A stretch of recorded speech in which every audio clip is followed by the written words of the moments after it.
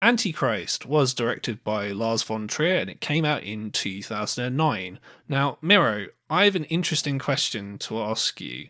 Of all the directors in the history of cinema, is Lars von Trier the ultimate worst date movie ever director? He has directed many films that you would consider to be a bad date movie. I think that's very, very fair to say. Is he the worst? No, I don't think so, because all of his films have something exceptionally grounded about them. And they always feel, I want to say, theatrical. I mean, they're very formalist. There's always a sense that you are being presented with a work of art. Whether it has operatic overtones like Antichrist, which in many ways is a Baroque horror art piece, Mm. or quite literal theatrical rigging in the case of Dogville and Manderley. There's always a sense of separation, I feel, between what you're seeing on the screen and life as we know it, which is not the case with some of the more realist work that we've covered on the show. No, that's true. That's true. But it is interesting that he's made a lot of films that do appear on sort of these kinds of lists, as we're going to go into in a bit when I talk about his back catalogue. Now, how many of Mr. Von Trier's films had you seen before we started doing research for this show? Only two. My first von Trier film was Antichrist. It was part of my DVD collection until very recently. And I bought that film solely on the merit of it being one of the most provocative and controversial films ever to have been released, and also the name. This was me kind of in my late teens, kind of extreme metal misanthropic phase, and then Nymphomaniac, which I saw at the Phoenix Picture House in Oxford when it came out in 2013. Both parts. I saw that with my sister, who had just turned 18. That was quite an interesting experience, watching that with my little sister, who was completely unfazed. I mean, I have to say, like, Right. her tastes are much more, I'd say, conventional. Mainstream. Yeah, yeah, much more mainstream. She would happily rewatch Taxi, the French film about taxi driver, Okay. not Yeah, taxi yeah. driver. Yeah, yeah, I was like going to say. yeah. But she's just completely unfazed. Really took it in her stride, and it made a huge impact. Seeing that, on the big screen. Okay. Um, I hadn't seen On any her or you, on incidentally. me, on me. As I've said, like, Okay. I don't feel like that it impacted maybe her that much. So I'd only really seen those two films, so two out of three Depression trilogy installments. I had heard about his other films, and obviously, they were breaking. Was it Breaking the Waves and Yes, Breaking the Waves, Dogville yeah. were both featured in the story of film. So I knew that I would get around to watching them eventually, because they're on the 1001 films to see before you die list. But I feel like only kind of watching his filmography more extensively and seeing a couple of his Danish films as well helped me to really kind of understand what he was about, because he's very much the auteur's auteur, isn't he? Yeah, yeah, I can see that. I can see that in a lot of ways. So, Von Trier's made a lot of films, and I don't want to spend too long kind of going through his back catalogue because it is extensive. I've seen all his films because, of course, I have. I've seen them at one time or another. I didn't rewatch all of them for this show, but I did watch most of them. So, his first few films that he made in Denmark are part of what's called the Europe trilogy. And this is Element of Crime, Epidemic, and Europa. Now, these are, if you've only ever seen kind of his later films, very, very different from those. So he didn't start sort of making his films using his sort of traditional kind of handheld camera work until sort of Breaking the Waves. All his films kind of before that were kind of a lot more kind of formal in style. They were a lot more kind of, I guess, standard kind of lots of dolly shots, lots of stationary shots. And they're all very kind of surreal in one way or another. So Element of Crime is sort of like a detective sort of neo-noir drama, but it's done in a very kind of surrealist sort of Eastern European style, I guess I can kind of describe it as. And that was a film that was interesting, and I wouldn't mind watching it again. Not my favourite film that he's made, but still kind of worth watching. Epidemic is a weird film, very, very weird. It's probably his most weird film, consciously. Is kind of a horror film and a sort of meta documentary kind of interspliced together.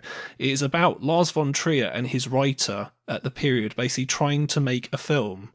And so half the film is basically them kind of, having trouble kind of writing a film. It's almost like adaptation or being John Malkovich kind of in that way. Very meta. And then the rest of it is kind of the film that they're trying to make. And it's very kind of Tarkovsky influenced, as is a lot of Mr. von Trier's work, as we're going to go into kind of in the show. But this one is, I think, very obviously Tarkovsky inspired. There's certain kind of images or scenes in the film that are blatant kind of copies of other Tarkovsky films. And then there's Europa, which is kind of like a neo-noir, kind of very stylish film. Most of it is in black and white, but there are parts in colour. And because it's set in like World War II, the colour sections are clearly meant to show like this is the good life that you are going for, whereas the black and white is sort of the boring kind of horrible sort of present day. And of the three, I would say probably Europa is kind of the best of those if you hadn't seen any of them. But like I mentioned, they are very different from like his more well-known films, so just bear that in mind.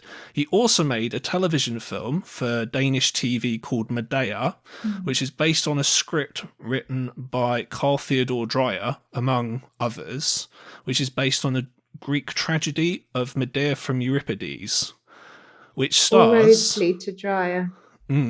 Which stars Udo Kier, as does in fact most of his films. Well, Antichrist is actually one of his only films that doesn't star Udo Kier in some way. I'm shocked. He could have been the Fox. Except, of course, the Fox was voiced by Willem Dafoe. Well, that is true. A that horrendous is true. revelation that I hope we will talk about later. Oh, no. Well, he could have been maybe the crow or the deer, essentially. No, he's too handsome. You told me not so long ago that if you were to make films, you would put Udo in every single film because film he's awesome. is worse for having Udo in it. He's awesome. Like he's in Suspiria, but he's dubbed, unfortunately, so it's not quite the same. He's in Suspiria. Yeah, he's in the original Suspiria. Do you not remember this? Who is he in it? He's the guy who tells Jessica Harper's character about sort of witches about 2/3 of the way into the film. Right, that completely sort of like incongruous bit in broad daylight. Yeah. Yes, that's Udo. Is that a young Udo?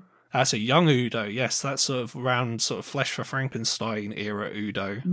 I have to say, he gets better with age, like fine vintage. Oh, wow, okay. So, Udo, you in there, mate, if you're listening to this.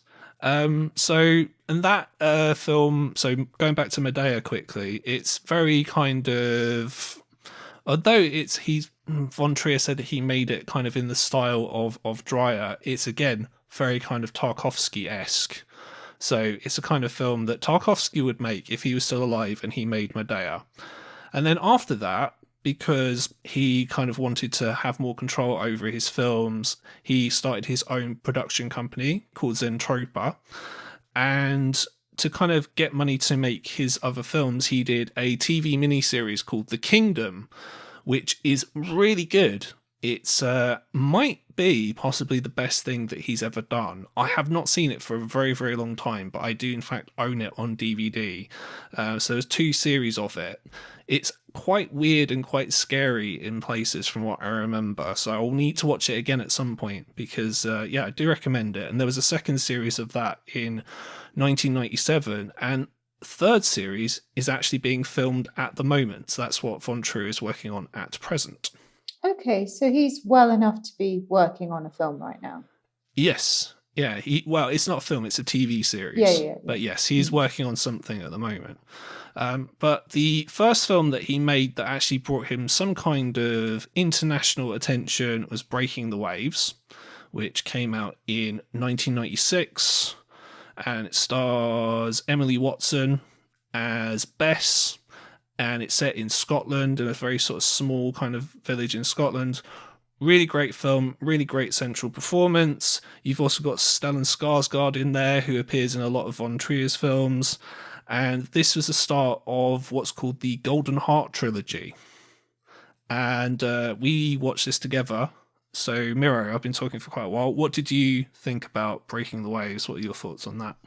Um, it was a film that, to me, really had a sense of being a novel unfolding on the screen. I think von Trier's work is very novelistic in many ways. He kind of very deliberately gives us intertitles to indicate where there's a prologue, chapters, and epilogue. Yeah, so that's one of the things I forgot to mention. So it's kind of from this point that he starts very consciously kind of putting his films in chapters, and most of the films from this point he does that. Apparently, according to the director's commentary for Antichrist, he got the idea to do that from Barry Lyndon.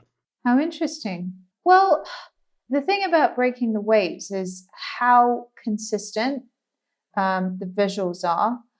There's kind of a real kind of ugly chic thing going where none of I mean, there's a lot of nature, there's a lot of kind of elemental imagery, which is something that, is a huge thing in Antichrist, shots of nature, shots of, trees, I mean, acorns. We're going to mention acorns, I think, as many times as they appear in Antichrist. Animals, the sky, the shifting weather, hail at one point, and breaking the waves. And as the title suggests, the waves, or the sea, both literally and metaphorically, features heavily in the film. But none of it is. This is not kind of idyllic scenery. It's sort of representative of the inner turmoil of the central characters a lot of the time. And I'd say actually Emily Watson is an attractive young woman. Certainly, she had appeared in films like Young Adam, a film I really love, where she appeared alongside Ewan McGregor and Tilda Swinton. I mean, she looks, really attractive in that film. But for this film, the way she's presented, it's almost kind of, plain, dowdy. And it seems kind of like a very deliberate stylization. Everyone is a character. Everything is kind of part of the larger the tapestry of von Trier. Nothing stands out as much as maybe the inner radiance, the inner light, the so-called golden heart that kind of shines through the mud. Yeah, and the reason that these films are, well, the next two films he made are part of the Golden Heart trilogies. The main characters are women, and they are, let's say that they have good intentions, but the world around them is cruel, I guess, or it fails them in some way. Would you say that that's fair? Yeah, I think it's about nobility of heart and spirit in through adversity, a kind of martyrdom, even. There's a Yeah, sense of martyrdom in definitely. all three characters. Yeah, I mean, especially in Breaking the Waves and Dancer in the Dark, though, for Yes, kind of obvious for reasons. obvious reasons, because the female protagonists have a mental and a physical disability, respectively. Yeah, handicap. Yeah, Yeah. yes. And as well, there's the kind of famous or infamous, depending on who you talk to, ending of Breaking the Waves, which involves the bells ringing kind of in the sky. And people thought it was either a great ending or they thought, well, this is too literal. Like, you don't need to do this. I thought it was incredibly effective. And I think that's what elevated the whole film. Something which could have been a kind of, social drama about a remote fishing village in Scotland and, oh, we don't like outsiders, became really a work of transcendence. I mean, to me, it's sort of Dostoevskian in its scope. Hmm. Um, One film that's certainly not Dostoevskian is the next film that he made, which is The Idiots. So Von Trier and Thomas Vinterberg, among others, started the Dogma 95 movement, which I'm not going to go into in great detail now because it's about, essentially, it's a cinematic vow of chastity, mostly to remove artifice, shall we say, from films. So, for example, no artificial lights, no non-diegetic sound, and things of that nature. Von Trier and Vinterberg are the two most kind of famous directors who took part in this and made films as part of the movement. Harmony Korine also made a film as part of this movement called Julian Donkey Boy as well, which I've seen and is a very weird film.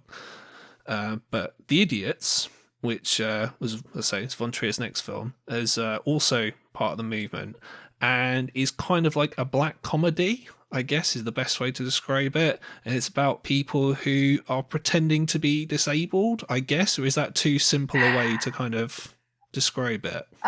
No, I mean, they are self-styled spazzers, to quote the film. Yes, that's the film's term for it. Absolutely. To spaz is the word, is the verb that they use to describe what they're doing. I'm happy to say that Charlotte Gainsborough actually really loved The Idiots, and that was one of the Von Trier films that she was familiar with before she met him and was cast for Antichrist. It's one that I really enjoyed, certainly. Yeah, it's very strange. It's also quite infamous for, well, an orgy scene that takes place about 2/3 of the way into the film. Very Scandinavian, very kind of frank, unsimulated sex scene among friends. Yeah. It's sort of, yeah. I can't say it was even a standout moment, to be honest. Like, it's also like part and parcel of this kind of pseudo documentary kind of dynamic, improvised style of the whole film. Another quite interesting thing, I think, and I think you'll agree, is that for most of his early films, Von Trier operated the camera himself. So there's a lot of like handheld camera work, which is in fact Von Trier roaming the set. Yeah, and there's different reasons for that. So what I would say about Von Trier, so from Breaking the Waves onwards, he does have this kind of documentary, kind of handheld style camera work and even the editing as well. So in his films, for example, he'll cut at random points during scenes. These are like time cuts where someone will be talking and then it will just cut randomly at sort of an kind of unnatural point, but it does sort of work really well.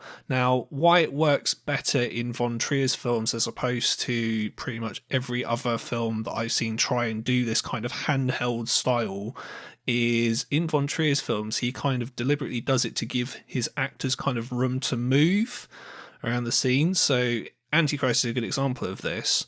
So in interviews with both Charlotte Gainsbourg and Willem Dafoe, they said that essentially they didn't really plan out kind of where the characters were going to move in scenes. So they knew their dialogue, but they didn't know exactly what the characters were going to do. So that's why having a cameraman sort of on hand to kind of move around kind of helps. It also gives the films a more intimate feel. So because they're kind of these character dramas, etc. Whereas if you've got a guy and he's just moving the camera a bit, he's sort of stood mostly in one place, it's not really the same. It gives it a fly on the wall kind of documentary feel, I would say. Definitely, and it's very much a stylistic signature of Von Trier, because even in his later films, which are probably far more kind of technically advanced with regards to the way the shots are composed, the different lenses that are being used, the editing, you still, as you said, you still have these little elements of handheld, sort of intimate documentary-like camera work. Yeah, absolutely. And then his next film, after The Idiots, is Dancer in the Dark. AKA so Breaking worst the Waves date movie ever. Well, yeah. So Breaking the Waves is probably not a good date movie. The Idiots maybe isn't a good date movie. Dancer in the Dark is definitely not a good date movie. I cried so hard. I cried so hard. Yeah. I like my eyes, like we watched this quite late. And then like the next morning, my eyes were just swollen. Like I don't think I'd looked like that maybe since I was like a teenager and cried myself to sleep. Honestly, it was something. Yeah, sorry about that. Um, It's okay. It's okay. It's good to feel things sometimes. no, that's good. I wish I knew what that was like, in fairness. I used to know, but I don't anymore. So Dancing in the Dark is Lars von Trier doing a musical.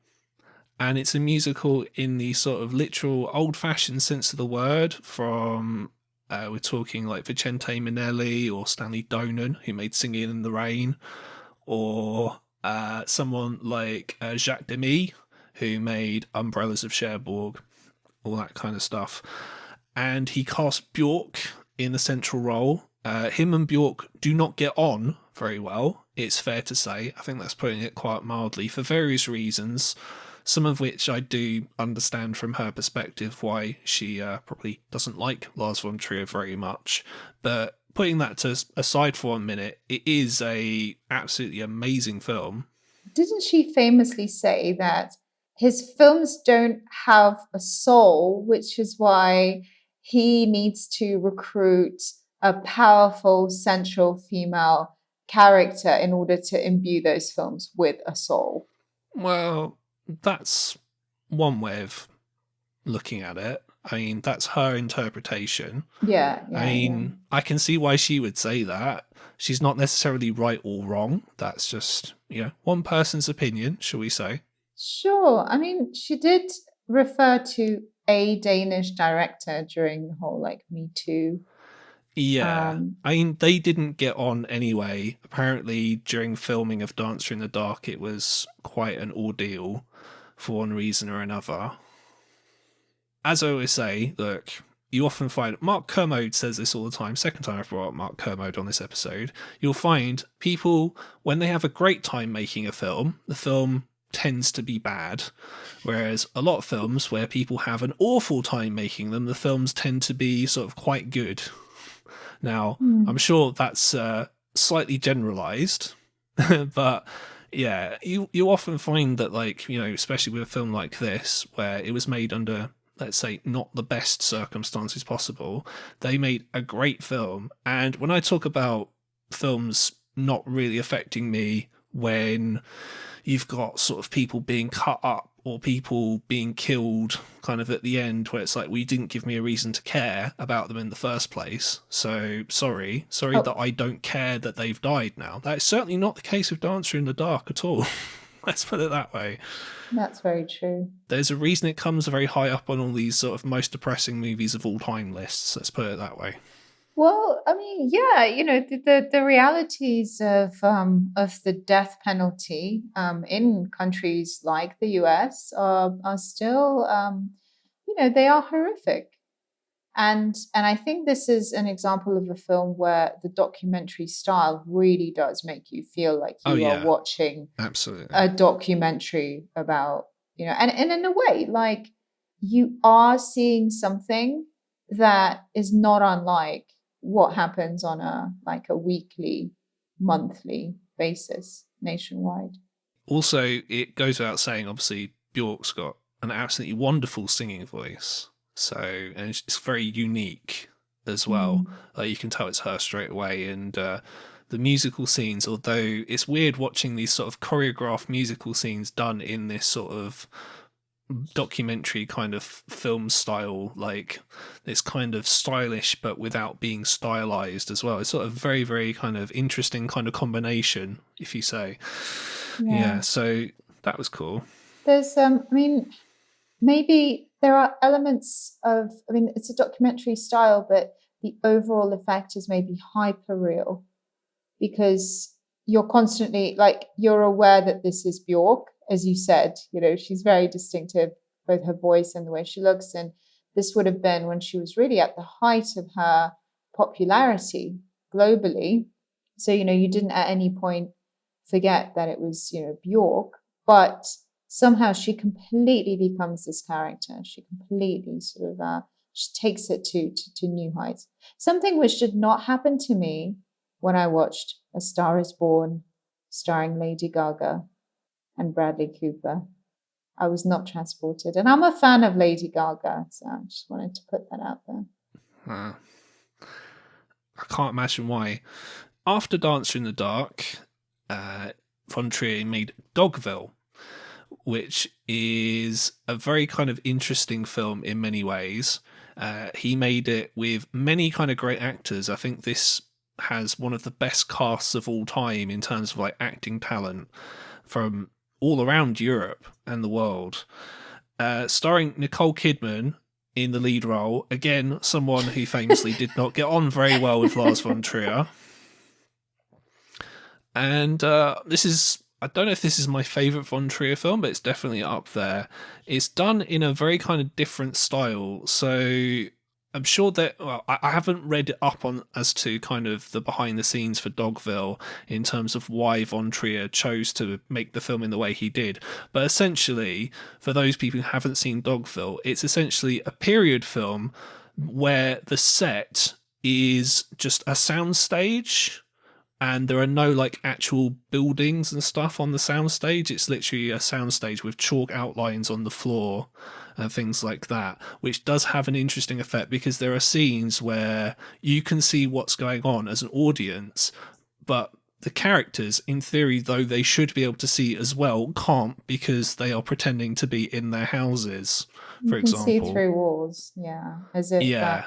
it's very theatrical. Again, very sort of like hyper real. It's as if you are watching the filming of a play, but everything is completely, immersive.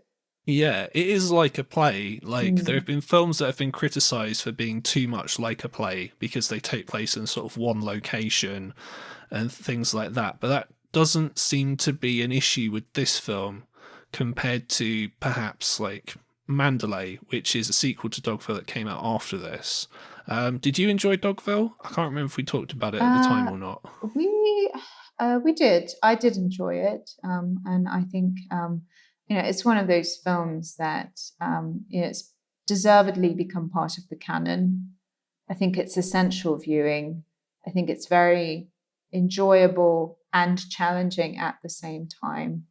And again, divided into chapters. The titles of the chapters carry, in many ways, the titles of the chapters, they drive the narrative.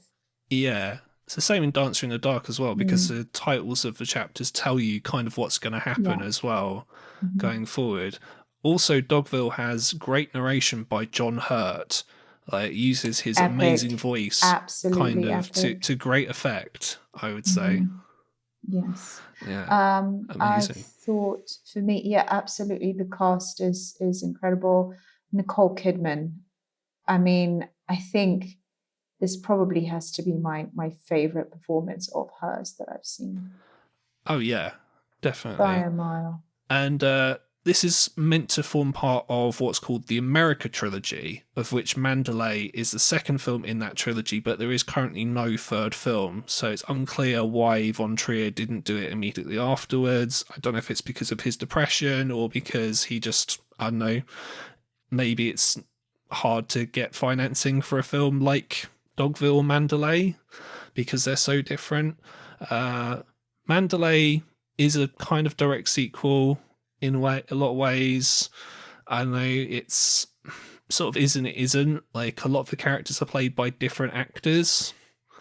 Well, some are and some aren't. It's quite weird. Like, the main character's dad in Dogville is played by James Caan, and in Mandalay it's played by Willem Dafoe. Yes. Yeah, and I didn't feel Mandalay as much as Dogville. No, it was a bit of a B-side, wasn't it? Yeah, exactly. I agree with that.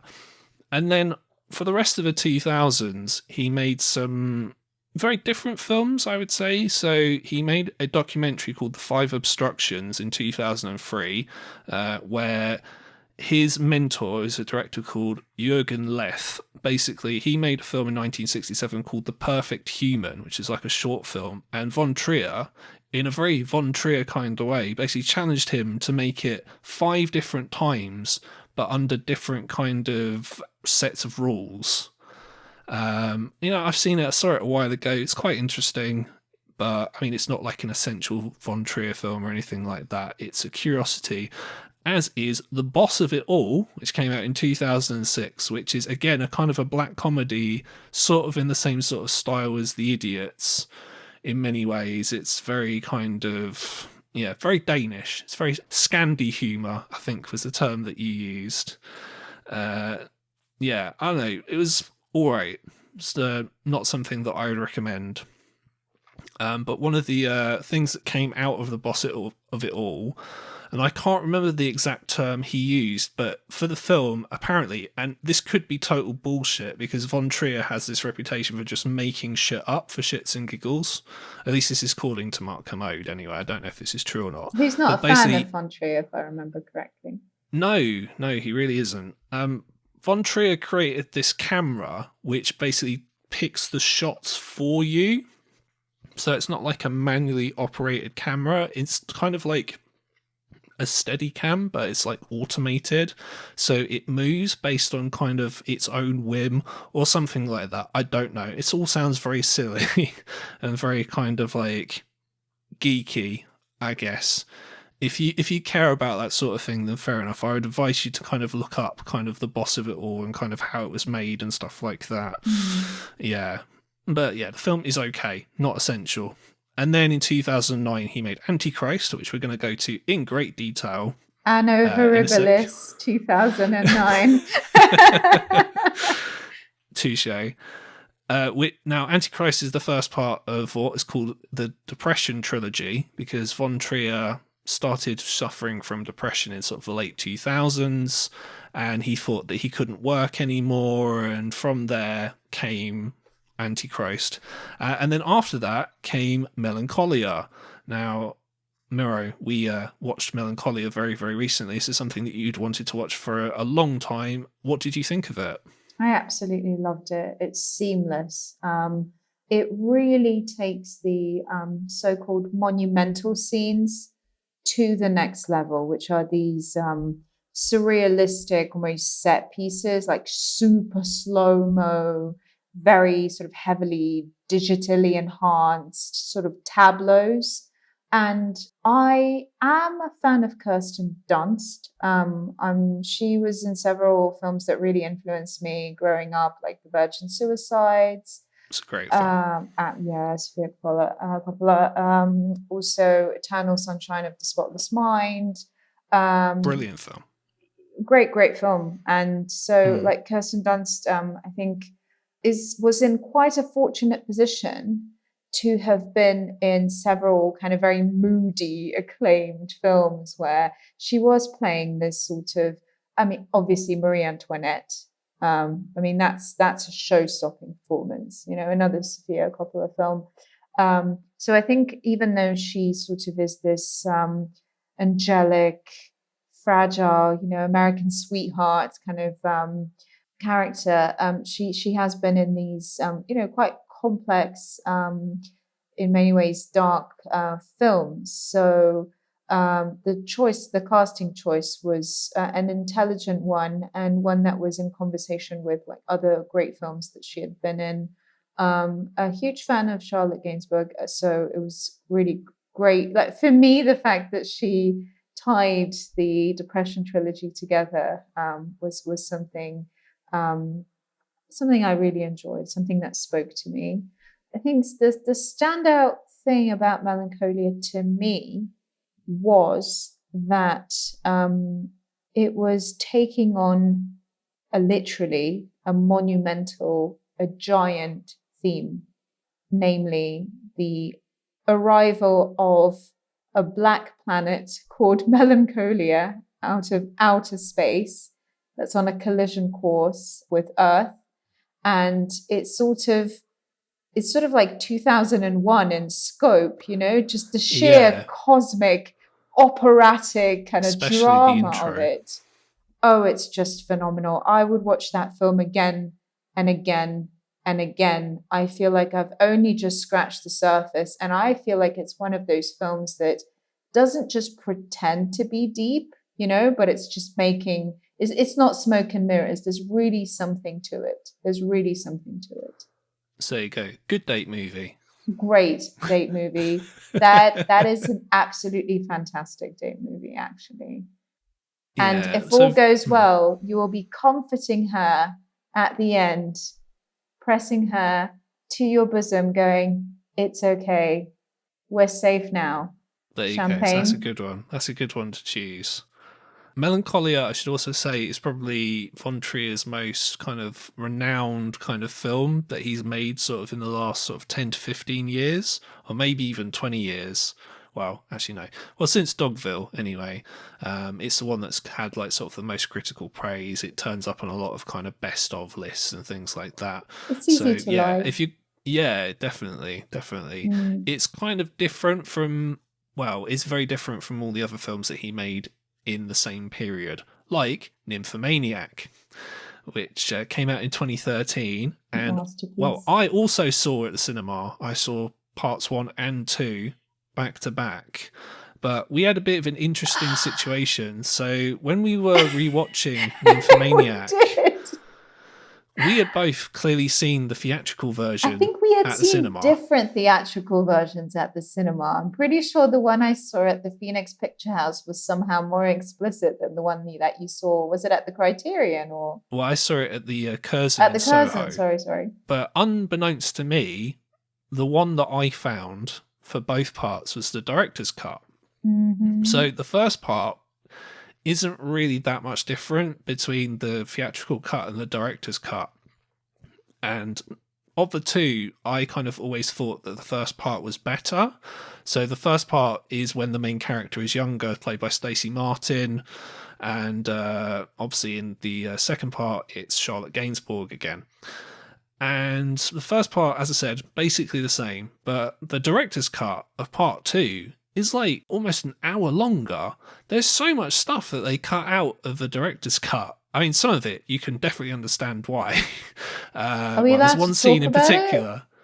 Of course, it's worst date movies ever. There's no limits here. Well, I think that qualifies part 2 for one of the worst date movies ever, and it sort of fits this recent cinematic tradition of showing like Well, yes. abortions on the screen in real time, as in, the scene lasts as long as it actually takes a woman to have an abortion.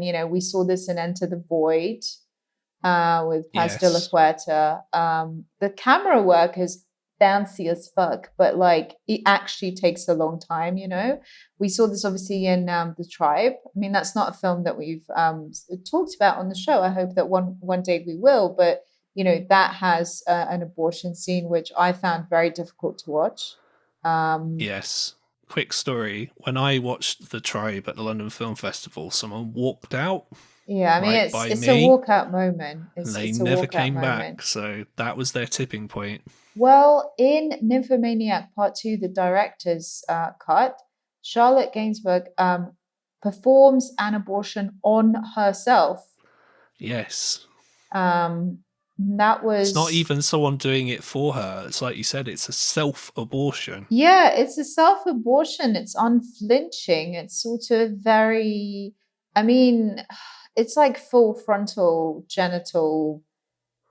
She does all kinds of stuff to her genitals for Lars von Trier. It's very true. But they are body doubles, aren't they? We don't actually. Yeah, obviously it's not her. Which I thought was But, quite yeah. interesting. Yeah. Yeah, and I sort of when we were watching this, I messaged my sister. I was like, we're watching we're watching Nymphomaniac, and You never guess what I'm watching. yeah, I just said like I'm rewatching Nymphomaniac. There wasn't an abortion scene when we watched it at the cinema. She's like, oh God, no, what? So I think maybe if that had been playing at the Phoenix Picture House in Oxford's Jericho, maybe it would have affected her a bit more than it did. I mean, in a way, I'm kind of thankful. I thought it was an embarrassing film to watch. I mean, to be honest, like we've had this conversation. I think the most embarrassing, weird cinematic outing I've ever had is accidentally watching Brokeback Mountain at the Picture House in Bath with a friend's dad. Did I tell you about this? No, but it sounds horrendous. I've got to say, mine Yeah. very quickly is well, I haven't had any really really bad ones, but I did find watching Blue is the Warmest Color Oh at the yeah. cinema quite awkward Quite because, awkward well, you can guess why. because of the very drawn 10 out. minute long kind Yeah. of It's a bit, lesbian sex yeah. scenes. It's Yeah, quite, it's a little bit longer than is comfortable, definitely. yeah, And the fact that both actors actually then commented that they felt quite uncomfortable, with the director's um, instructions, and just generally that whole, it did feel like that did come across as quite uncomfortable. yeah. Well, no, I can understand why. That film is great, by the way. I don't care what anyone says, Or blue is the but warmest color. yeah, La vie yeah. d'Adèle, partie 1 et 2. Another sort of whopping long film that came out at roughly the same time, right? Yeah, sort of something in the air, clearly in European cinema. Yeah, I honestly, I wouldn't want Nymphomaniac to, our discussion of Nymphomaniac to just boil down to like the most horrific scenes of Nymphomaniac, because I think Wow. actually, in Clearly, you haven't seen enough videos about the film on the internet. well, That's yeah. I just think like for my part, I'd probably put it on my top 10 films of all time. I think it's a very it's a nuanced and convincing portrait of female desire. Like, yes, it goes into pathology, but it does play with the contrast settings. This is not an ordinary woman, but I think on some level every woman can relate to what is being presented on the screen, and there are certainly some scenes which I think are just so very ambitious, both in form and content. And Stellan Skarsgård, my God, I think like that has to be one of his most twisted performances. Yeah, especially when he's talking about fishing. Oh yeah, fly fishing. So Nymphomaniac was obviously, so fuck, the director's cut is like nearly five Five and a and a half half hours long. hours. Yeah. It's very long. It's very long. His last film that he's made came out in 2018 is The House That Jack Built, which is fairly notorious for, I can see why, but at the same time it's like one of these films where it's like it's more notorious than I think it really deserves. Not that the material in it is like easy to watch, but I think kind of stuff like this is sort of palatable for most people. But anyway, I still think it's a really good film. So it stars Matt Dillon as basically a serial killer. And in the same way that in Nymphomaniac you've got Stellan Skarsgård talking about fly fishing, in this you've got Bruno Gantz in one of his last film roles before he passed away. And it's in a very kind of similar role, although I haven't seen the film for a couple of years, so my memory may be wrong on this, but it's unclear whether he plays like an actual person or not, or just someone who Matt Dillon kind of has conversations with. And they have conversations about all kinds of random shit in this film. Also stars people like Jeremy Davis, who is in Dogville. It's got Uma Thurman in it, who's in Nymphomaniac. And I think it's really good. I do recommend it. It's worth checking out if you're a fan of his more recent films. Because what I would say, and this kind of ties into sort of, when we start talking about Antichrist, is that his style definitely changed in sort of the mid 2000s. So where he had this kind of very kind of fly on the wall documentary style in the 90s, which then obviously became Dogma 95, and then it moved into sort of Dogville, which was stylish but in a different way from what most films are when we call them stylish. There's more kind of post-production effects work and things like that on his films. There's more kind of color grading and stuff like that. So yeah, so man's had quite a long career. I would say pretty distinguished. He's not made a film that I would describe as bad. There are certainly films that I prefer more than the others, but I would say he's got a very worthwhile back catalogue of films. His oeuvre is definitely worth exploring. he absolutely does, and he's been acclaimed for it. He's won the Palme d'Or for Dancer in the Dark. He's received numerous awards. He's in his home country of Denmark. He's very well respected, and in fact, I think the critical reception for Antichrist was some of the best nationwide in Denmark. I mean, the Politiken journal, which is sort of one of the main, critical magazines in Denmark, called it a grotesque masterpiece, which I think kind of pretty much sums up, what Antichrist is all about. So I wonder if, in fact, his sort of overpowering Danishness is maybe lost on us a little bit.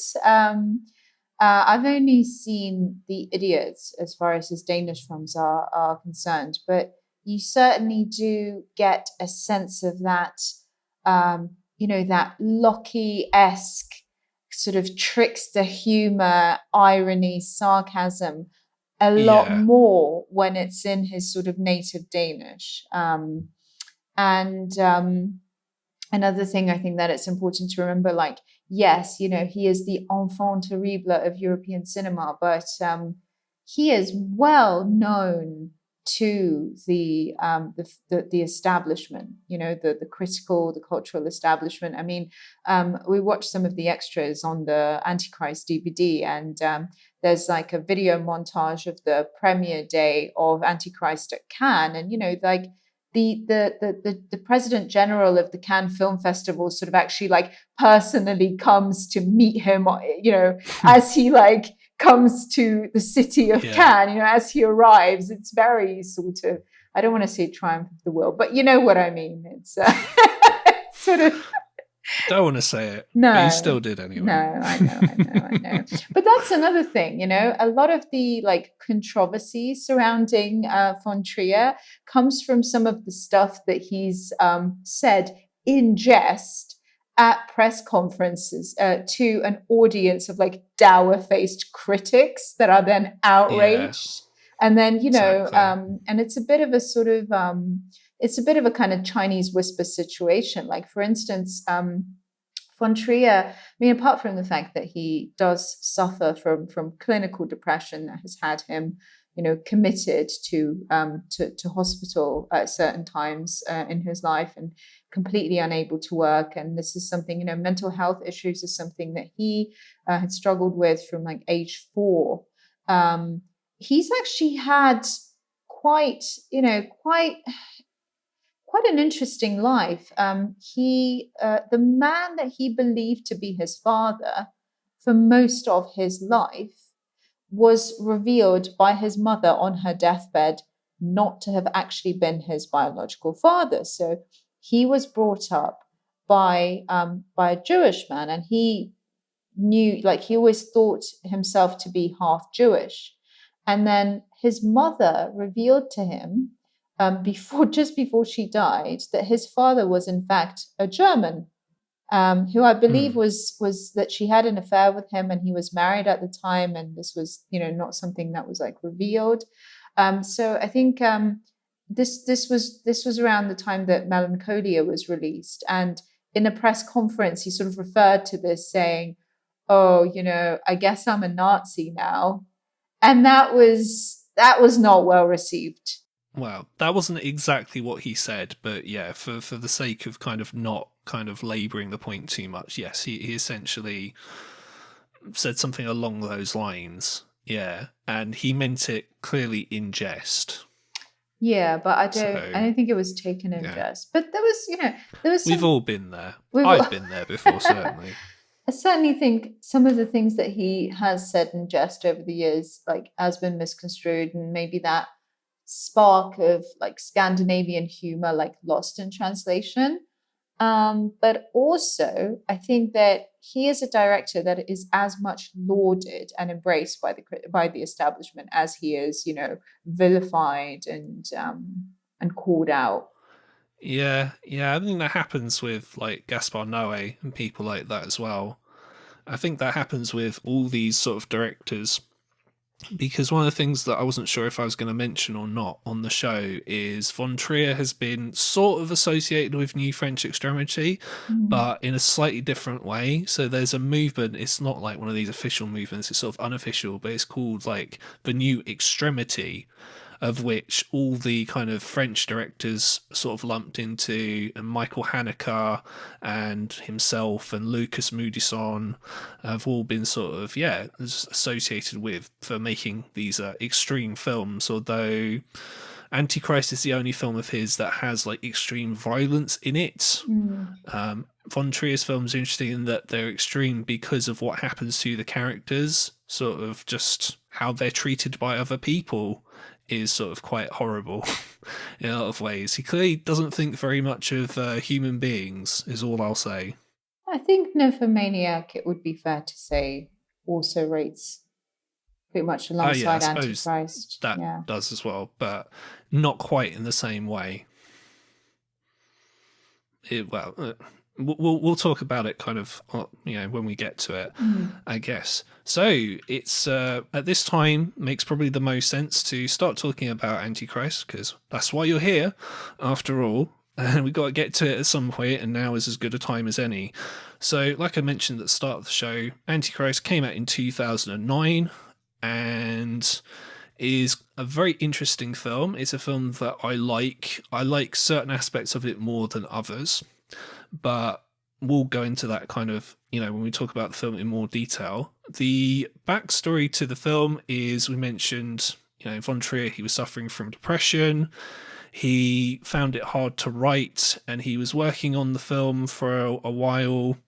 And Willem Dafoe just randomly kind of messaged him one day, or maybe his agent did, and it said, "Hi Lars, are you making anything at the moment?" And Lars was like, "Well, I've got this. Don't think you'll be interested in it, but hey, you asked, so here's a script." And Willem Dafoe said, "Yeah, I'd actually really like to be in this." And so, hence, he ended up in the film. The actress role is actually kind of interesting because, according to an interview that Von Trier did with Rotten Tomatoes, originally he wanted Ava Green to be the female lead in Antichrist, which would have made the film a bit different.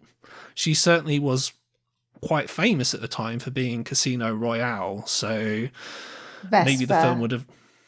Yeah, Vesperland, yes, exactly. And she, well, her being in it would have certainly kind of maybe added more commercial appeal to the film based on kind of, what she'd done at that time.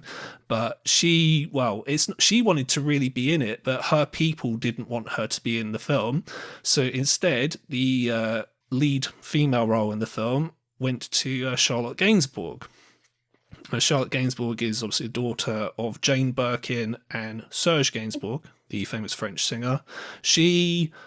I had never actually heard of her at the point where she was in Antichrist. Like, she had been in films, like she was in 21 Grams in a supporting role. She was in The Science of Sleep. I think that was her most well-known kind of lead role, and that was for Michel Gondry. She was Jane Eyre in Zeffirelli's adaptation of the Charlotte Bronte novel, which is how I saw her first when I was Right. See, in my I've never teens. seen that. Mm. So she had some kind of fame, shall we say, but this was kind of the first that I had heard of her. And she is obviously really, really good in Antichrist, and she won Best Actress at the Cannes Film Festival for being in Antichrist. It's a very kind of raw performance, I would say, but in a good way. I absolutely agree. Charlotte Gainsbourg is one of my favorite things about this film and the Depression trilogy, quote unquote, at large. I think she imbues each of the three films with a sophistication, with soul. To quote Bjork, paraphrase Bjork.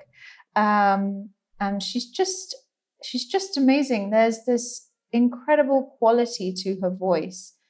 She speaks at once quite softly, and yet very there's a great power to her voice, and there's something almost elemental about her voice. It's very much like wind rushing through reeds. There's something, the very, very kind of pleasant, but also like slightly insidious about it.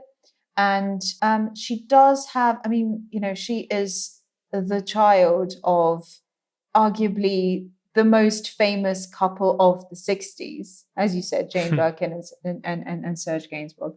And she is, she's strikingly beautiful, but in this sort of, understated sort of French way. Of course, like, well, her native language is French, but she's equally fluent in English, and sort of very well spoken. And the outfits that she wears in Antichrist, I'm not sure like who was in charge of costume in Antichrist, but she looks like, like she's a cat, like she's wearing these sort of designer outfits. Like if you pause the film at any one point, she's just like rocking all these like cozy woolens and folksy linens, and at one point like there's this amazing yellow like anorak that she wears, and just beautiful, hardly wearing any makeup at all. A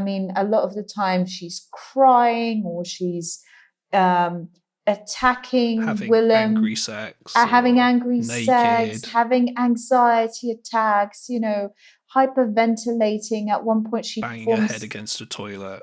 At one point she performs a clitorectomy, and amid all that, she's just aloft, on this cloud of je ne sais quoi, just being her perfect stylish self. What I like about her is she's able to kind of portray characters who are, let's just say, not exactly the nicest people in the world, but she gives them sort of depth. Mm-hmm. So her character in Melancholia, for example, is a bit of a bitch, to put it mildly. I didn't think so. Maybe it's because I'm an older sister too. Okay. Well, to me, she didn't come across as sort of understanding in a lot of ways. She was very bossy. I don't really agree with that. I think she's very caring and tolerant of her sister's mental health issues, even when her dick of a husband, Kiefer Sutherland, yeah. Even when he's like the archetypal capitalist pig in this, isn't he? He's like the patriarch, the fool. Yeah, even when he's been like really mean and it's putting a pressure like on their relationship, she's like, no, she's my sister and I will stand by her, which is, a sentiment that I can get behind 200%. Fuck off, Kiefer. Fuck off Kiefer, and possibly fuck off Willem Dafoe as well. Well, you know how I feel about Willem Dafoe. Tell me a story. Tell the listeners a story about Willem Dafoe before we talk about this film, because we've got to get it out there. For many years, I've had a certain level of intolerance for Willem Dafoe. It's really nothing against him personally, He seems like a really nice man. He seems like a lovely man. In fact, sort of seeing him kind of out and about in Cannes promoting the film, he seems sort of very affable, very likable. It's just him as a screen presence. It really, I don't know what it is. Like, would it sound too harsh if I said like he makes my skin crawl? Like, he gives me anxiety. Like every film that I've seen him in, and he's been in millions, like literally, like I was looking on Letterboxd, at films that he's been in. He's been in 1 million films. I'm not exaggerating. That is the literal number. He's a very hardworking man. He clearly really, sings for his supper. But honestly, there's just something about his face. There's this kind of leathery tension to him, and his voice is sort of a bit. I'm really looking forward to watching Shadow of the Vampire with you, which where he, I believe, plays Max Schreck on the set of Nosferatu, A Symphony of Terror, the 1922 German expressionist horror masterpiece. That's exactly the sort of role that he should be cast for. It's like slightly ogreish, slightly kind of ghoulish, but like not in a sexy way, in a kind of medieval woodcut way. I'm not a fan. I do not think he's a handsome man. We have seen him in Antichrist. We have also seen him in The Last Passion of Christ.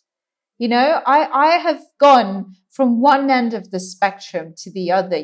I have gone from Willem Dafoe as Jesus Christ in Martin Scorsese's 1988 film, which rips off the Stargate sequence from 2001: A Space Odyssey at the end to pull it all together. I mean, come on, let's face it. All the way to Antichrist. And it's just, the man, he's very competent. He's doing his thing, but he gives me anxiety, which is actually great for the purpose of Antichrist, because I feel like half of the dramatic tension in this film comes from just Willem Dafoe being on the screen, having sex in slow motion, having acorns fall on him in slow motion, being tortured either in slow motion or fast motion. Like, I feel towards the end that his character and just, his general presence, like most of that violence is deserved, right? We were talking after having seen this about professional ethics. Should he, as a practicing psychotherapist, be taking on his wife as a patient after the death of their child? Please discuss. Yeah. So I was going to get onto that. So that actually transitions quite nicely into the synopsis of the film, for those of you who have or indeed have not seen Antichrist. Now, the overall story is actually really, really, really easy to describe in few words. Essentially, you've got a couple. They are not named in the film. In the credits, they're just known as he and she. At the start of the film, they are having sex and their child dies by falling out of a window to the ground below, instantly dying. She does not take it very well. She is suffering from a lot of grief as a result of their child's death. He is a psychotherapist of some degree. At the very start of the film, she's in hospital for an unknown period of time. For atypical grief. Yeah. For atypical grief, that's right. And essentially, she's taking all these pills for her grief. He, being a therapist, thinks that he knows better and decides, you know what, I'm going to help you through this. I know better than these doctors, these fucking doctors. How dare they, and their scientific opinions and all this kind of stuff. So he decides, you know what, I'm going to just do it myself. So he essentially tries to counsel her, which is a problem for several reasons and just gets worse and worse and worse as the film goes on. So essentially he tries to counsel her at their home, I'm assuming it's meant to be. And turns out that through the course of the narrative, we find out that they have a cabin, which they call Eden, which is in the forest somewhere. Apparently this film is set in the Pacific Northwest of America, but I don't think that's clear. That's what it said on Wikipedia. Yeah. Don't look at me. But that's another very von Trier thing. Like, all of his films are like set somewhere, America, quote unquote, England, quote unquote. Like Nymphomaniac is supposed to be in England, but all of it just looks like this like fairy tale nowhere land with like romantic with a capital R, mid-European overtones. Yeah. That's a thing that they did in Italian films back in the day as well. They would set they didn't films give in a New York, fuck. They just wouldn't didn't give a fuck. Exactly. No. Exactly. So anyway, so he decides to take her to Eden to take part in immersion therapy, and it's fair to say that it does not work out to his advantage. No, this is a cautionary tale about ethics in the psychotherapy world.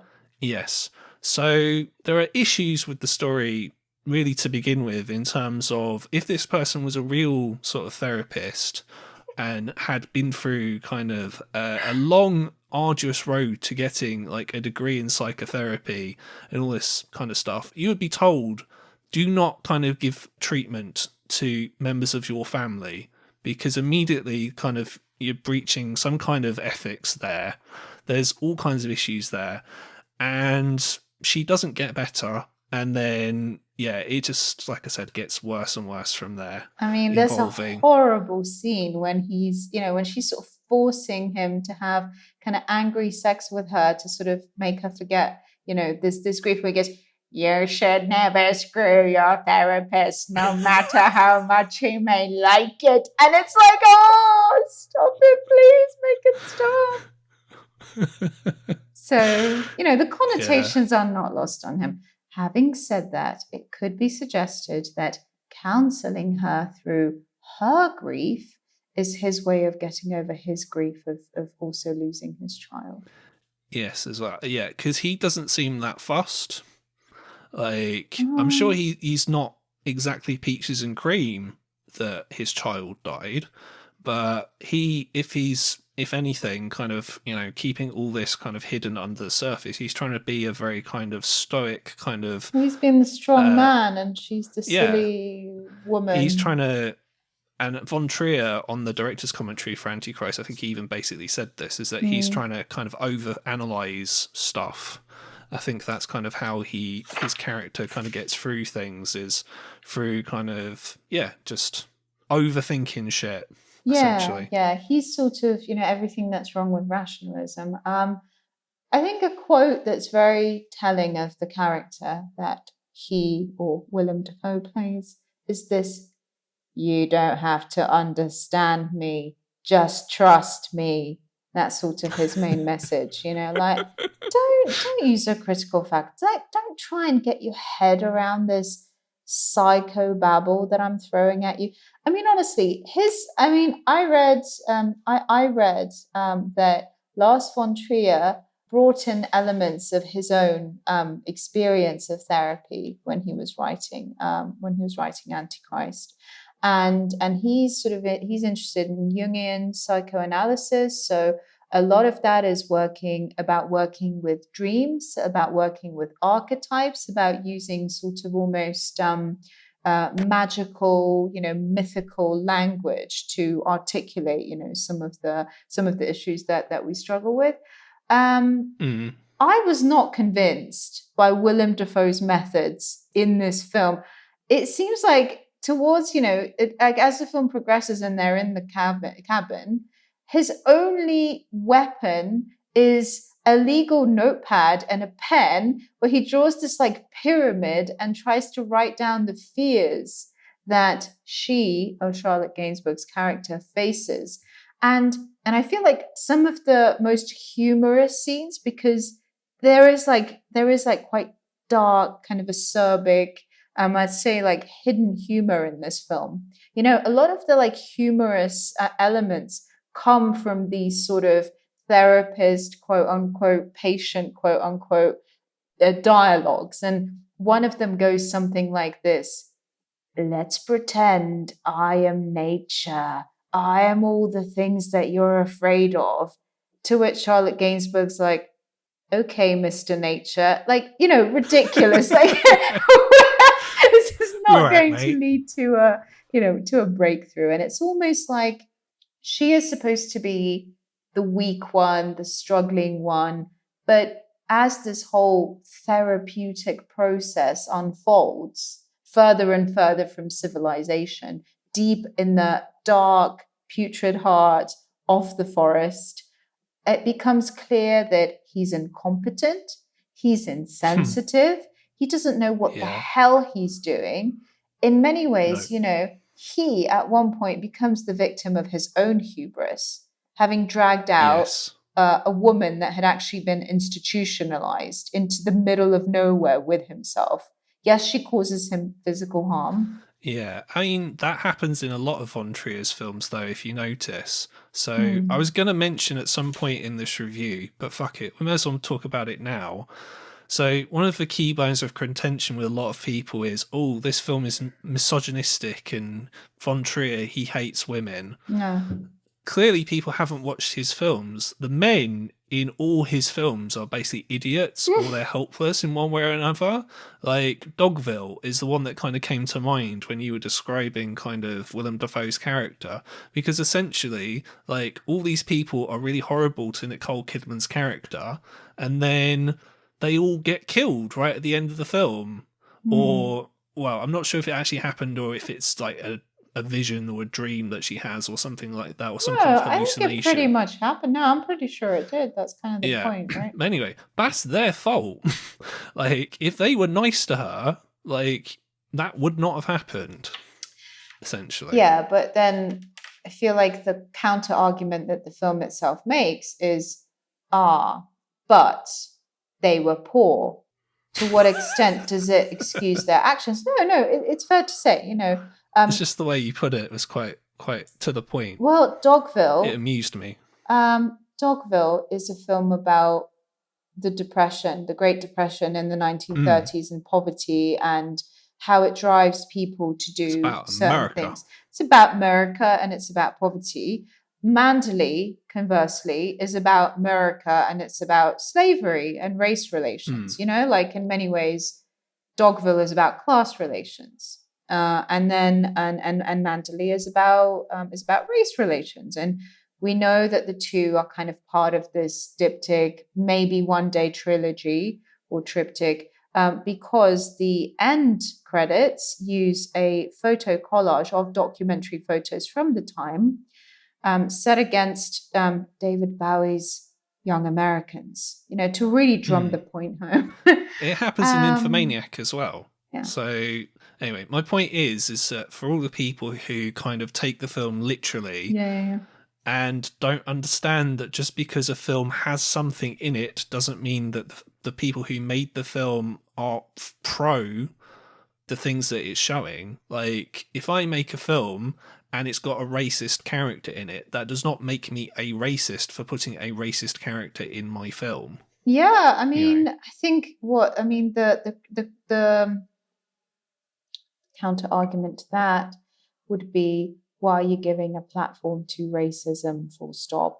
There will be people watching that can't tell wrong from right, or that don't understand that you're doing this as an illustration, etc. It's oh difficult. It's about censorship. It's about how yeah, much do we trust the audience to make up their own mind about what's but happening on the screen. my argument to that is that essentially you're saying that no characters in any film can ever be really bad. They can be banally bad, I'm not like they saying would be that. in like yeah. But I'm not saying you're saying that. I'm No. just saying the counter argument I would make to that is, it's about the film itself. Like, the example I use is, okay, Birth of a Nation, like the original Birth of a Nation, the D.W. Griffith Birth of a Nation.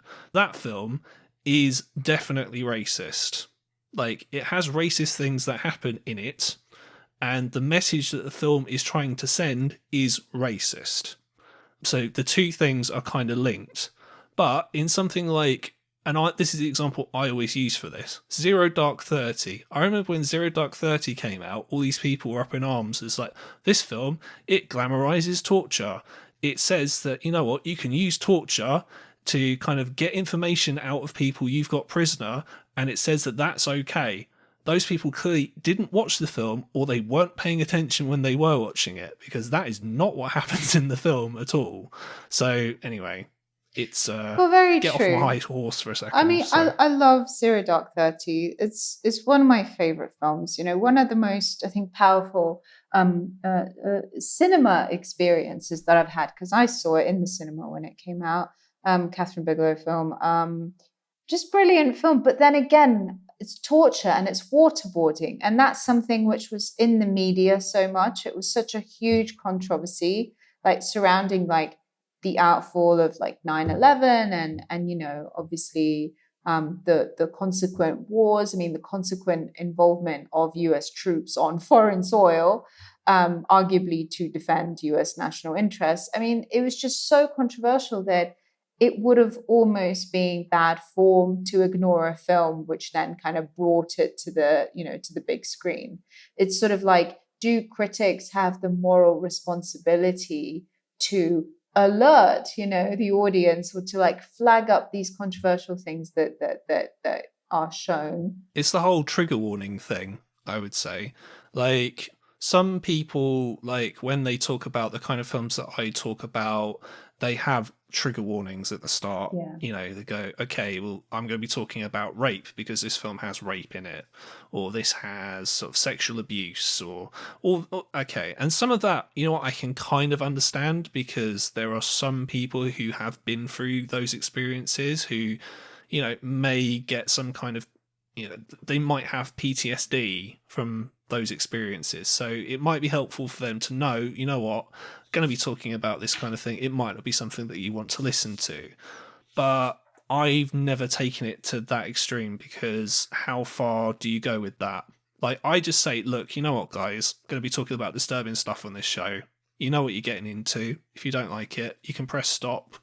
But, you know, I mean, fuck, you should know what you're getting yourself into. It's the same when I've talked about kind of Nazi exploitation on the show. I have to say, like, don't get the wrong idea. I'm talking about these films just as films. I'm not saying that, you know, I support far-right ideologies or anything like that. And I shouldn't have to say that, but unfortunately I do, because people, you know, they just get the wrong idea from stuff. You know what I mean? So, anyway. Well, you're speaking about Yeah. some of your most popular episodes there. So clearly someone somewhere wow. has the right idea, no? Maybe. Or people like films with Nazis in. What can I say? Well, Lars von Trier loves The Night Porter. He does. It's one of his favourite films, isn't it? Yeah, absolutely. So and he cast Charlotte Rampling in Melancholia. And he made Charlotte Gainsbourg watch The Night Porter, I believe. Yes. Yeah, it's a brilliant film. I actually rewatched it in anticipation of this episode. And I mean, it's a work, you know, Liliana Cavani. I actually rewatched Last Tango in Paris as well, because it's sort of like from the same period. And in fact, Liliana Cavani and Bernardo Bertolucci, they're sort of part of the same generation of Italian filmmakers, and the films are from a very similar time period, and kind of both films are about trauma and sort of unconventional sexual relationships that are a means of processing trauma. One could argue that Antichrist is very much about the role that sex plays, not just in the relationship between two people or the sexes, you know, it being the Jungian archetypal he-she rather than sort of actually like actual fully rounded characters. You could say that also it's about the way that sex, which is, you know, a fairly kind of neutral act, especially, you know, between two married people, becomes something very evil as the two parents go through the process of grieving the loss of their young child. Yeah.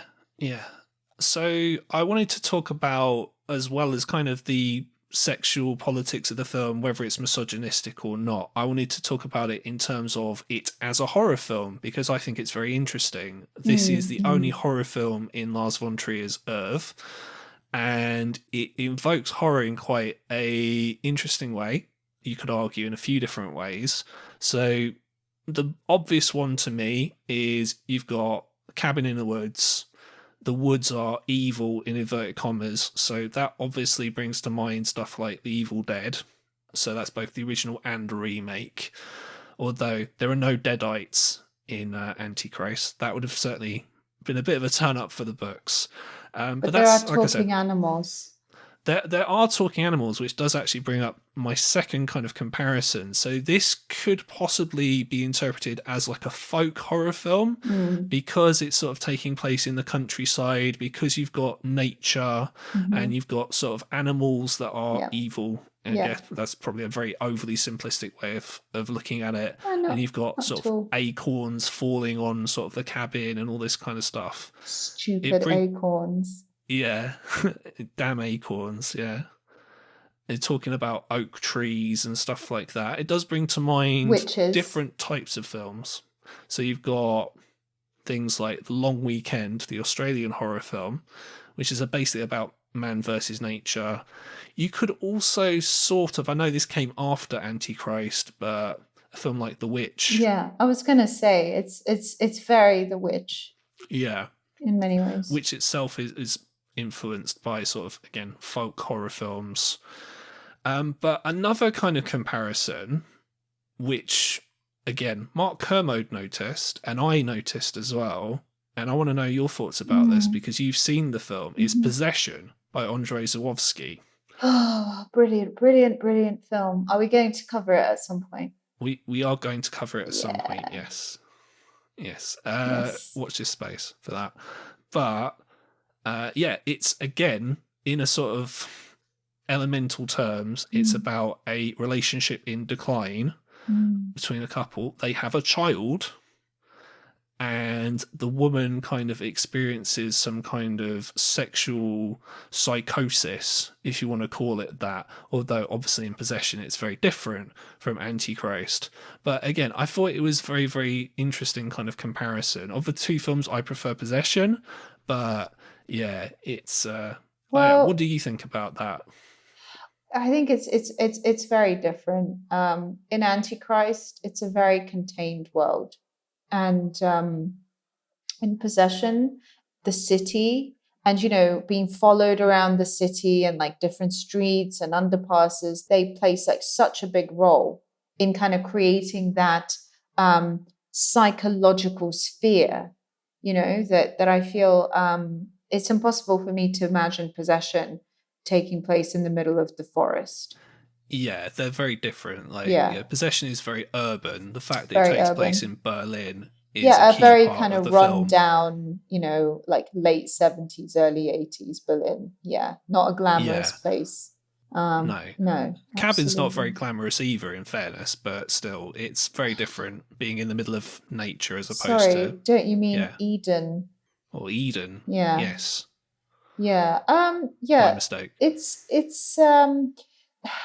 so I think the film does what I think one of the strong one of Antichrist's strengths is the fact that although the film has kind of symbolic allusions, he, she, Eden, yada yada, um, it works on the level of just literally two people. I feel like the characters, even though we don't know very much about them, they really do work. I mean, the performances really deliver them as real people going through something very real. It doesn't just feel like a metaphor. Yeah, which is interesting because Lars von Trier doesn't see any kind of allegorical kind of content in this film or any metaphorical content, which, as a person, who would know something about this more than myself, let's put it that way, some people have taken this film to be like a religious allegory in some ways because it's a man and a woman, a child dies, they go to Eden. Yeah, yeah. It's been, I think, a lot of film critics who've written about this, in a scholarly Film's called way. Antichrist. Well, Yeah. yeah, no, no theological overtones whatsoever. No, just an ordinary story. A lot of critics and film scholars who had written about this, they picked out this idea of the original myth. That actually this film is a symbolic exploration of what happens to man and woman, after the fall. In this case, the very literal fall of their toddler out of a window to his untimely death. Very literal. Very literal, yeah. I was actually really sorry to discover that Charlotte Gainsbourg's sister fell out of a window to her death in 2013. Wow. Yeah, which is, I don't know, kind of resonate, kind of a bit Life spooky. imitating art, shall we say. Hmm. Yeah. Um, it's difficult to see this film as being devoid of that symbolic or even symbolist dimension. It's in many ways, I mentioned this earlier, but I think it's very baroque. And what I mean by that is that it's very deliberately constructed using drawing on quite kind of universally recognizable themes.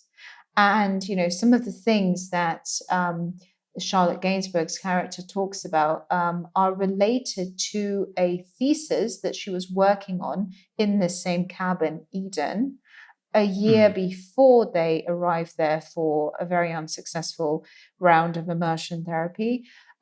She was working on a thesis on the topic of gynocide. I think the term that is sort of more in current usage is femicide.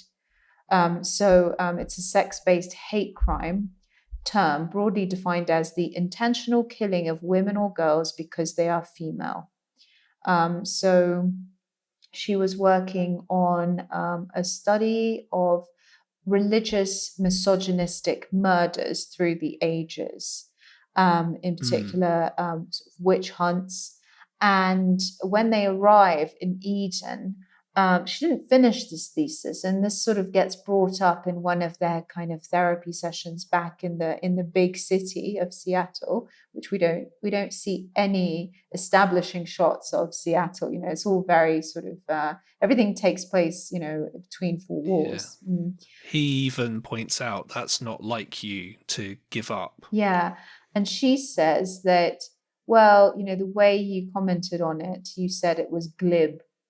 And then we discover that, the topic of his thesis is this. She was working on it one summer while she was also looking after the toddler, Nick, while in this cabin. I mean, not an ideal writing environment by any stretch of the imagination. And at one point, she abandoned the project. And what Willem Dafoe discovers while he's, in the cabin with her is all the materials that she has amassed. And she sort of has this sort of House of Horrors style room where all the wooden surfaces are covered with these half disintegrated cutouts and printouts and images of medieval woodcuts, late Renaissance depictions of witches and witch trials and witchcraft and all of that. And she's got this sort of scrapbook, and the scrapbook sort of is called Gynocide, and it's got a picture a Goya painting from his black paintings, which are sort of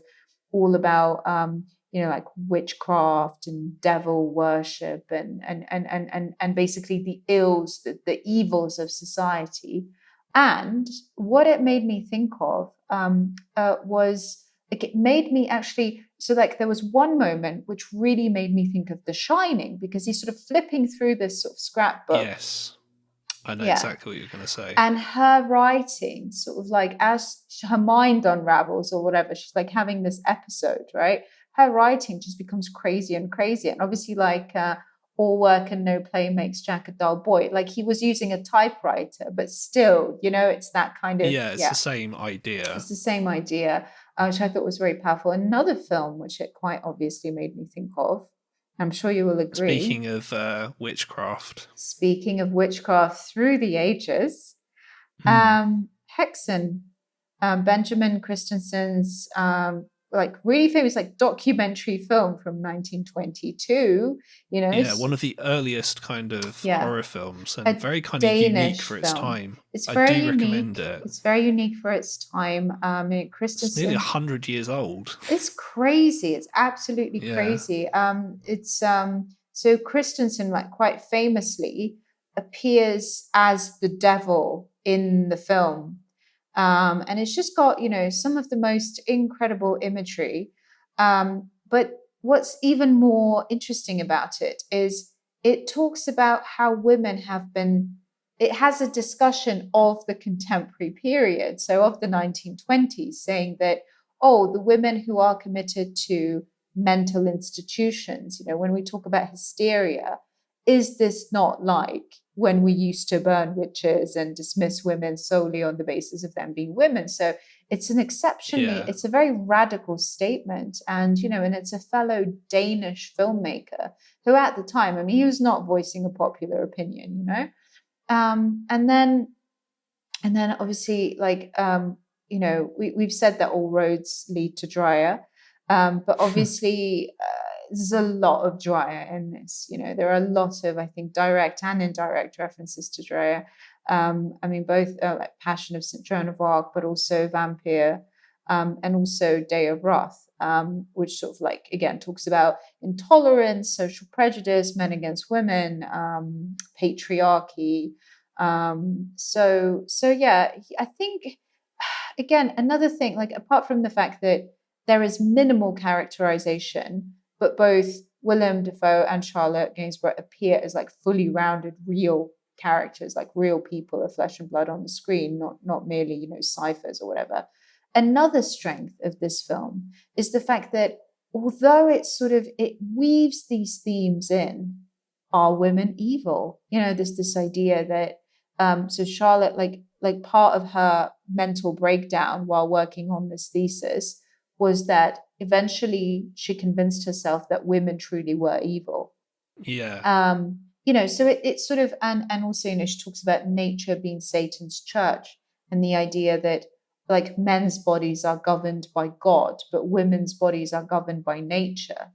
The idea of the like the parallels between women's menstrual cycles and the moon, that a woman's menstrual cycle lasts roughly 28 days, and it's quite often in sync with the moon. So most women menstruate either on a full moon or a dark moon, a new moon, so like for like since the dawn of ages, this parallel has not been lost on men, and so there was always, and the fact that like a woman can carry life in her womb, it's all very sort of like a woman is governed by these cycles and these processes that can't fully be understood. And this idea that, well, if nature is evil, and we are seen, like we are faced with the evil realities of nature. I'm hoping you can talk about this actually, like the animals, the three beggars, all of that. I think honestly, watching the making of documentary for Antichrist scarred me for life. Like watching them like produce all the visual effects for this.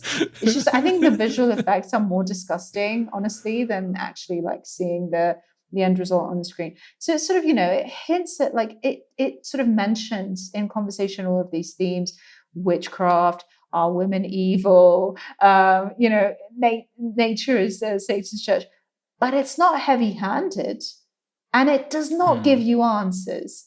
That's another thing. I think one of the most frustrating things about Antichrist, and I feel like this is more clear now watching this in 2021 than it would have been watching this when this came out in 2009, is that it does not give you easy answers. It's sort of like, I wouldn't say it's morally ambiguous, but it's certainly not. It's not a theological thesis. And No, and Lars von not at all. Trier, I discovered, like, actually, to my surprise, is a Catholic convert. Do you know that he converted to Catholicism? Actually, quite. I know he was an atheist for a lot of his life, but I didn't Yeah. know Well, I that. absolutely. So he quite recently, well, actually before Antichrist, but he actually converted to Catholicism, which is, I mean, for a Danish atheist. This is quite a turn of events, and it's just a little bit like Alexei Balabanov, who became an Orthodox convert, later in his life, and his later films are much more concerned with like theological themes, good and evil, the church or like faith. This is certainly the case. I think the fact that Lars von Trier would have converted to Catholicism by the time he made Antichrist, Melancholia, and Nymphomaniac, which incidentally also discusses themes of witchcraft, women getting together to do evil things, lead men astray, etc. It's quite interesting. In many ways, it makes it even more interesting for me personally, than if this had been just a formal experiment. Yeah, a lot there. This is why it's important to have a woman's perspective with a lot of this stuff, because there's no way I'd have been able to get anywhere near that amount from all that. So yeah, thank you. That was really really interesting. Thank you. Woman to man, I feel like, the work we're doing here now is maybe healing the divide between the sexes in some small way. Yes. Indeed, doing the good work, as they say. So you mentioned Carl Theodor Dreyer and how all roads lead to Dreyer.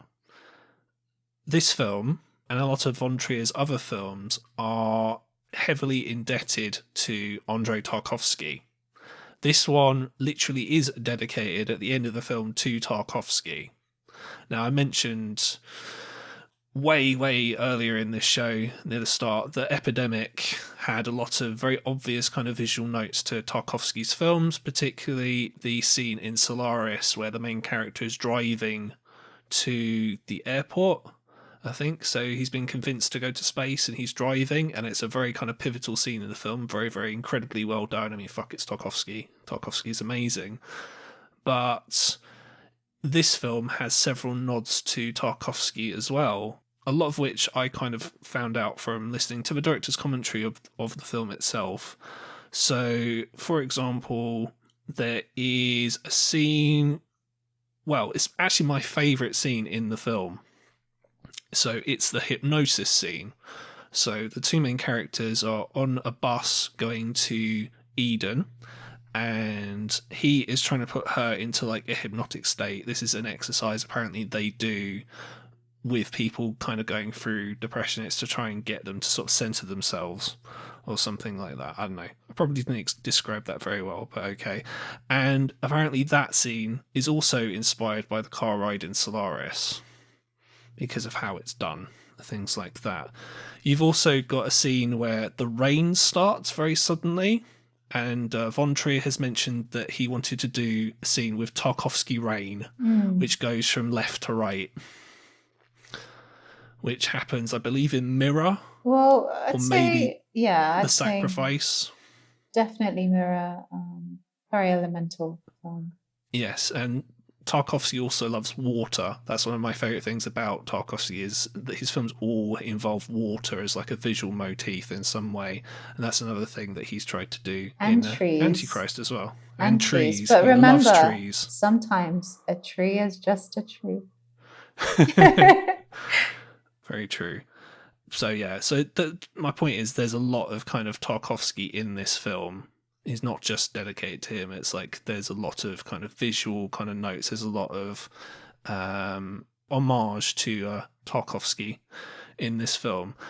I feel like we haven't really talked about kind of the film itself in terms of the way it looks and kind of the techniques used. So I want to do that now because, we've talked a lot about kind of, a lot of other stuff, but not that. So the cinematography in this film is, I think, absolutely amazing.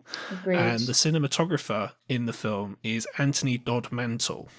Now, Anthony Dodd Mantle is most well known for his work with Danny Boyle, particularly on Slumdog Millionaire, of which he won an Oscar.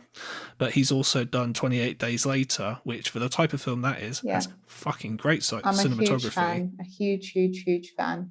But interestingly enough, I mean, he had previously worked with von Trier on Dogville, hence probably why that film looks really great as well. But von Trier is not the only Danish director that Dodd Mantle has ever worked with. He worked with Thomas Vinterberg on Festen, which is an amazing film, by the way. Highly recommend that to anyone who hasn't seen it. And, strangely, Julian Donkey Boy, which we mentioned earlier.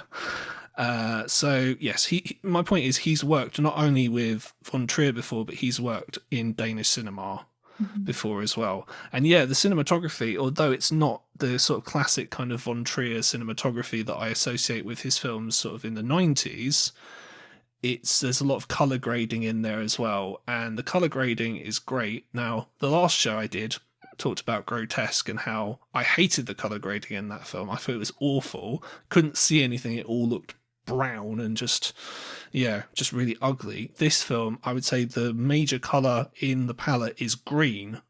Now that's very obvious, it's sort of in the middle of like the woods and there's sort of trees and grass everywhere, but even the interior scenes, a lot of the major colours that I noticed were green and blue. So I thought that was very interesting. And yeah, like you said, sort of a lot of the scenes with the animals are done like with visual effects. So covering your eyes. No. Yeah, so there's a scene with a deer with a stillborn kind of foal kind of coming out of it. It's a Uh, fawn. I had to look this up. oh, right. A baby deer is a fawn. Okay. Well, anyway, there's a stillborn fawn. Try saying that 3 times fast. Stillborn fawn, You know, stillborn fawn, stillborn fawn. and that was done in a very interesting way, where what they had to do was the people who were behind like sort of the special effects in the film had to basically take like a prosthetic fawn and sort of attach it to the deer, and then what they did was they added in post-production some sort of visual effects to make it look like it was, stillborn, like it just come out, and make it look more realistic. Same with the fox. So the fantastic Mr. Fox in the film. Can I just interrupt you? This was on Willem Dafoe's filmography. He's even been in that. He voiced the rat. As well he should have. Yeah, so there we go. Yes. So yes, he meets someone who he would appear in a film with in future for Wes Anderson. Yes, so there's a fox who appears to be kind of self-embalming himself, which is, it's not super clear. Like, the fox looks dead originally. Nature is gross is the main point, I think. Nature is metal. That's what the subreddit's called. So this fox then utters the immortal line, Chaos reigns. Yeah. Which comes from a shamanic journey that Lars von Trier says that he went on. What is that all about? Like, I did not realize he was like full on David Lynch transcendental meditation since the 70s. You would expect like Gaspar Noé to say something like honestly, this. Poor Gaspar is recovering from some horrible brain hemorrhage. I really wish him a speedy recovery. It's been, quite unwelcome news. So hang on in there, Gaspar. We need you. Also, I did not realize that he was like full on bonkers. He was talking about, honestly, like he's just like super chill, just doing like his thing. And then he just randomly in the interview starts saying like, oh yeah, by the way, like a lot of the symmetry comes from my shamanic journeys. I bring imagery back from the journeys, and I use my dreams as input. And you're just like, which part of this is like Scandinavian grounded and sound? None of it. No, mate, you've converted to Catholicism and you're going on shamanic journeys. It's almost like I'm almost disappointed. Yeah, Gaspar Noé is like by far the most like conventional. Like he's just like, yeah, I'm an atheist. Mind you, he might like that. It would be like super cool if he like rediscovered his Catholic faith. I mean, he's got Argentinian and like Irish background, so it would be like, I don't know, maybe he should go Orthodox, like Orthodox Christian. Or maybe he should convert to Islam. That would be like super interesting, I think, especially like in the French context, I mean, I think it's going to happen. I think the fox should convert to Islam. Controversial. Oh dear. So that's the scene with the fox. And the other animal in the film is a crow. Although in the film it's not actually played by a crow, because apparently crows are very difficult to tame. So the crow is played by a raven. And so there's a scene in the film, so it's after Willem Dafoe's character has had a grindstone kind of drilled and put into his leg, and he's hiding from Charlotte Gainsbourg underneath this sort of mound of earth, essentially. It's a foxhole. I checked this as well. Yeah. Okay. Cool. So he's in a foxhole hiding from Charlotte Gainsbourg, and there's this bird just randomly in the foxhole somehow kind of buried.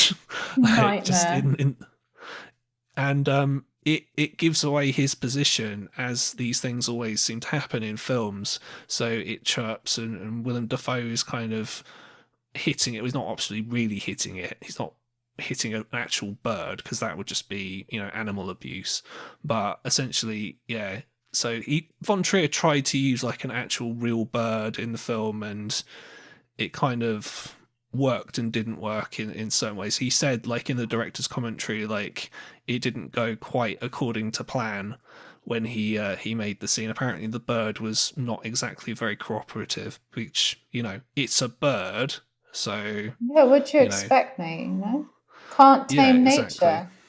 I thought they used a puppet. I didn't realize that it They was a used a puppet bird. for some of it, but they Uh-huh. did try and do certain shots with an actual bird in it as Yeah, I well. get it. I mean, it's like it's a full-on fight, you know. Obviously I'm rooting for the bird, you know, but Willem Dafoe wins, I think. He smashes this poor bird to pieces. Yes, but they get, I think, the comeuppance in the end because Hmm. they are all still around at the end of the film. The end of the film, of which is very enigmatic and very open ended. True. Um, but going back to sort of the visual style of the film, it's very interesting. So you've got a kind of a mix of Von Trier's sort of traditional kind of handheld style, where it's sort of the documentary style, although it doesn't have quite the same documentary feel as his sort of 90s films do, for example, because of the color grading, I think. And Yeah. also, you mentioned Von Trier likes to film, you know, be the cameraman.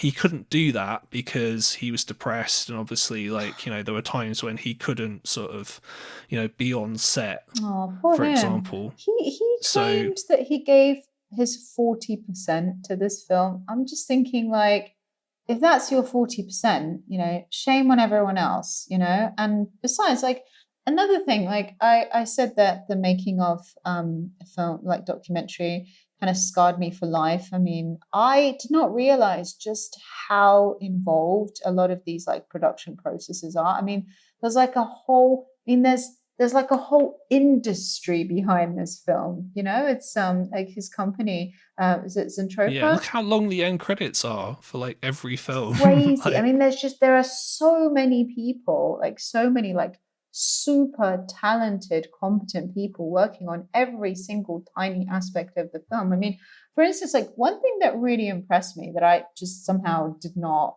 you know, I did not realize.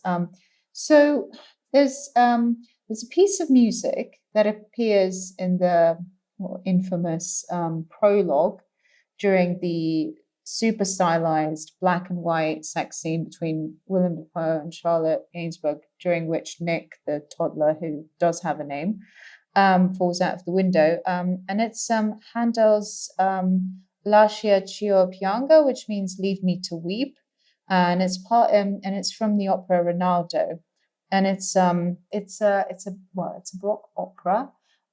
There's a soprano who is you know singing these words, you know, leave me to weep, leave me to express my sorrow, which is, you know, it's very symbolic of everything that happens, you know, everything that unfolds in many ways. If Willem Bungler Defoe would have just left Charlotte Gainsbourg in the capable hands of the medical establishment, heavily sedated, medicated, and strapped down, none of this would have happened.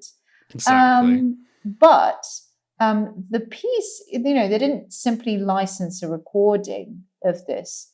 They actually got some of the They best. recreated it. They re with it, yeah. They recorded it in like an actual Baroque music room, like in a Baroque music hall in Denmark. You know, they recruited all these like chamber musicians, had them perform this piece, you know, having been, you know, made aware of the scene and like what it represents. And you know, it's just incredible. I mean, on the one hand, it's great that they have the budget and clearly like the state support to do this, because I'm sure like the Danish like I'm pretty sure the Danish Ministry of Culture would have been like involved, you know, in this process and stuff. But also, you know, that's kind of one example. I mean, you mentioned the sound design was also very interesting. Yeah, yeah, it was. So how they did the score in this film is very unique. It's very kind of Von Trier-esque, I would say. So what Von Trier told the sound designer to do for the film is apparently he had to use something from nature in every single piece that he created. So what he would do, for example, is he would take, like, you know how like you can blow into blades of grass and it creates a sound. Like he would do that and record it, and then he would sort of modify it in post-production and then use that to kind of create the tones. And it works really well because the score for this film, I would say, is one of my favorite things about it, because it's very kind of Kubrick-esque in a lot of ways. There's a lot of these kind of atonal notes, and the way the score works is very different from a traditional horror film. I think with a lot of horror fans, they don't like this film so much because it's very different. This is what happens when you have a director who's not a horror director, in inverted commas, makes a horror film, and they use none of the standard kind of cliches, and people don't know what to do. So he does use certain horror tropes, like there's a jump scare in it. So the fox appears in a jump scare, and the jump scare is done in a certain way. Like it made me jump. And the music does kind of come in from out of nowhere. It's the music really that sort of adds to the effect of a jump scare. But a lot of the kind of horrific elements, they take place like with no score, for example, similar to Audition, like we talked about. And I always find like that adds to the effect when you don't have a score kind of telling you what to feel, or just blaring over the top of what's happening kind of inanely or anything like that. So anyway, I thought the score was really awesome and really added to the effect and the unease of the film when it is really uneasy. Or even like in the hypnosis scene that I mentioned, it adds to the kind of feeling of, like, I find it very relaxing, that scene. Like I actually do kind of feel myself kind of in a hypnotic trance as well. And the score and the way, like, just to sort of round off the stuff I was talking about with the cinematography, like with these monumental scenes that I was talking about, like the scene in the intro, for example. Another interesting element to the cinematography was something that Anthony Dodd Mandel mentioned on the documentary. He and Lars called it the anxiety montages. So those are deconstructed, decomposed images, sort of close-ups of different parts of Charlotte Gainsbourg's body, showing the different symptoms of panic attacks, like palpitations, shaking, like trembling fingers, that sort of thing. And apparently they use some special kind of lens to create them. And, the like, I think initially they just used it, I guess as a formal experiment, but they decided to keep them in. And I actually thought those scenes, like those little kind of almost visual vignettes, they really, really added to like constructing like the overall like tension, like the visual tension of the film. Yeah. Can I ask, when you're watching the behind the scenes documentaries, when you watch the behind the scene documentary with the special effects guys, does that immediately kind of make you feel more at ease when you know that, for example, Charlotte Gainsbourg isn't actually cutting off her clitoris, that it's a model, and things like that? Because what I was going to say is it sort of nicely segues into kind of one of the last things that I actually wanted to talk about on the episode today, which is around sort of the, let's say, more kind of gruesome parts of the film. So you've got sort of a lot of violence in there kind of near the end. So, for example, and a lot of it is, I don't know, it's sort of, I don't know if it's for shock value or if it's for effect. I'm not entirely sure kind of what it really means in inverted commas, but it's quite effective. So you've got things like Willem Dafoe's character being hit in the groin with a log, which causes him to ejaculate blood, which is very Cannibal Corpse, I'll say that much. If you know, you know. If you know, you know, exactly. She drills a hole in his leg and puts a grindstone in there, like I already mentioned, which is sort of torture porny. This is kind of the closest that it gets to torture porn. You haven't got like Willem Dafoe being kind of tied to a chair and having all these horrible things done to him in that way, but you do have him kind of being knocked out and kind of shagged out in that kind of way where he's absolutely knackered and, like, having something kind of drilled into his leg, against his will, all that kind of stuff. And then, you've got sort of, Charlotte Gainsbourg cutting off her clitoris with a pair of scissors. which ties into sort of what you were saying earlier about gynocide. Yeah, gynocide. Well, I think it's important to just say a few words about the clitorectomy that Charlotte Gainsbourg's character performs on herself. Probably hands down the single most gruesome thing that happens on screen in Antichrist.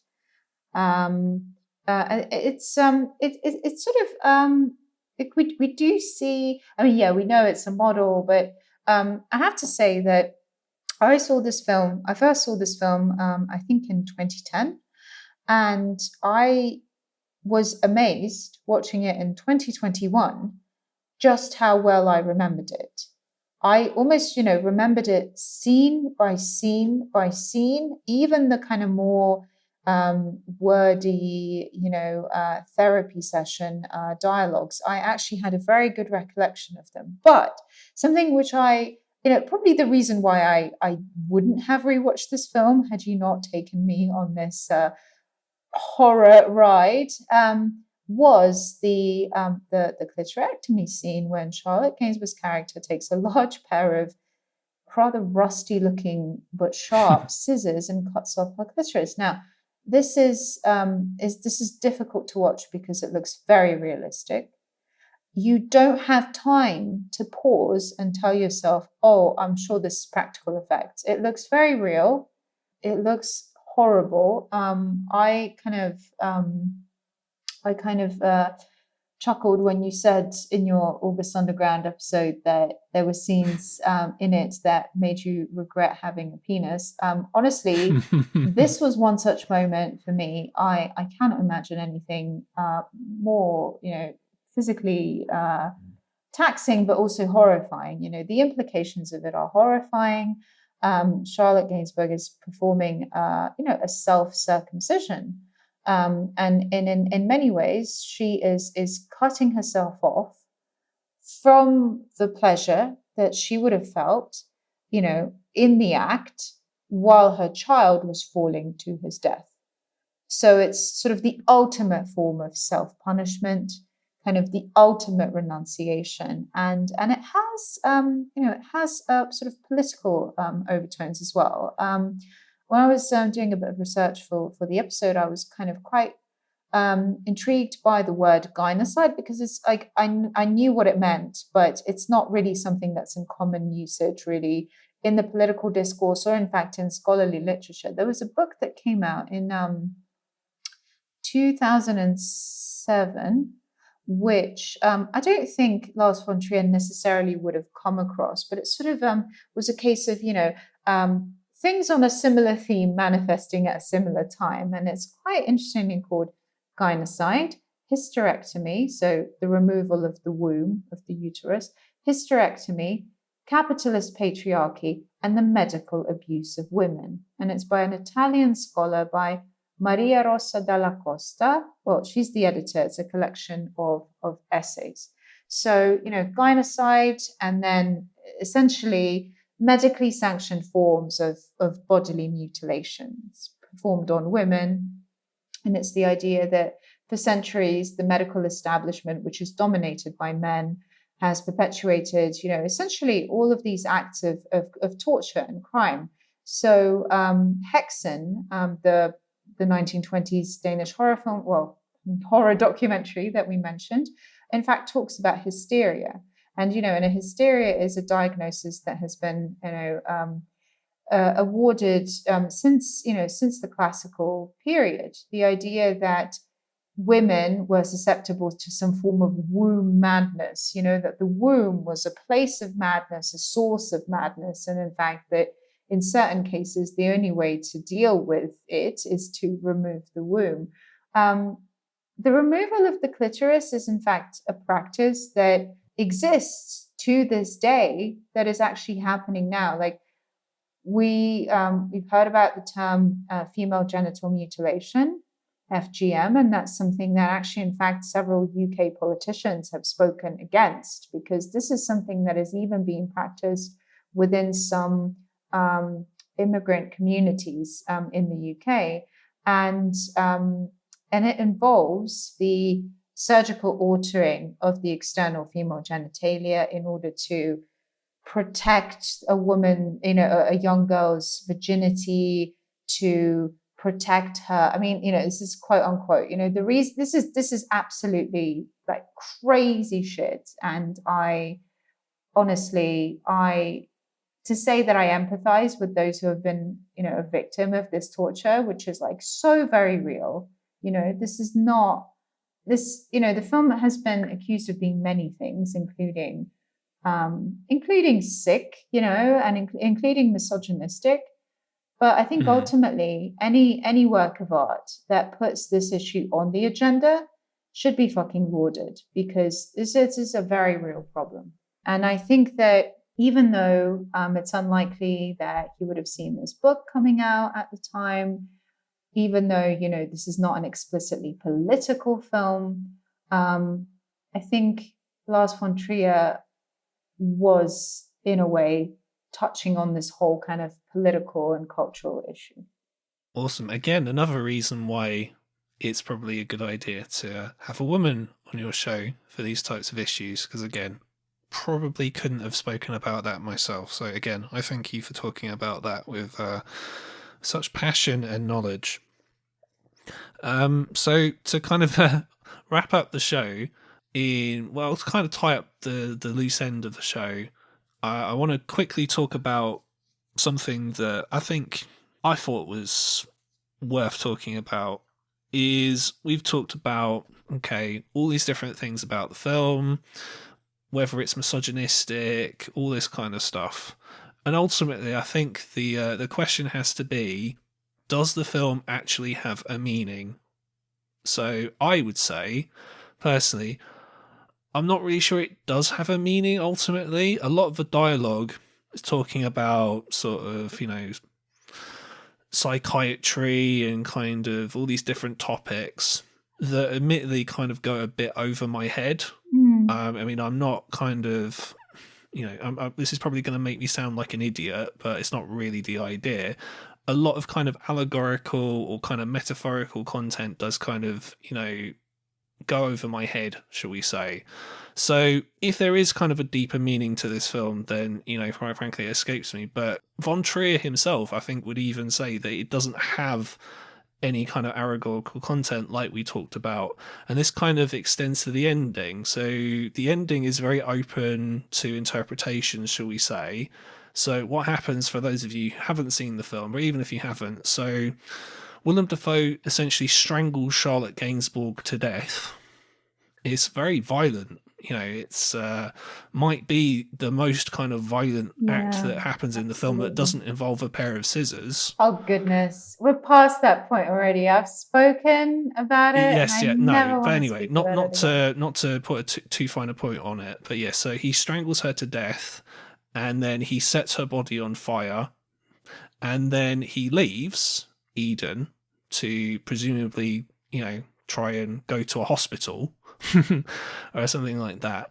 And he sees the three beggars, so he sees the three animals, and then as he's leaving, all these, I think they're meant to be faceless women who maybe have died. I don't know. So what? All these women appear and they don't have faces. Well, and they're wearing period clothing. Happy. And they are wearing period clothing, yes. So these could be ghosts of women who died in the area appearing. If you're of a certain persuasion, you could say that this is, the forces of the womenkind coming to extract their vengeance on him. Maybe. I don't personally agree with that, but it's an interpretation. They seem benign, and he gets well clear of them by the end.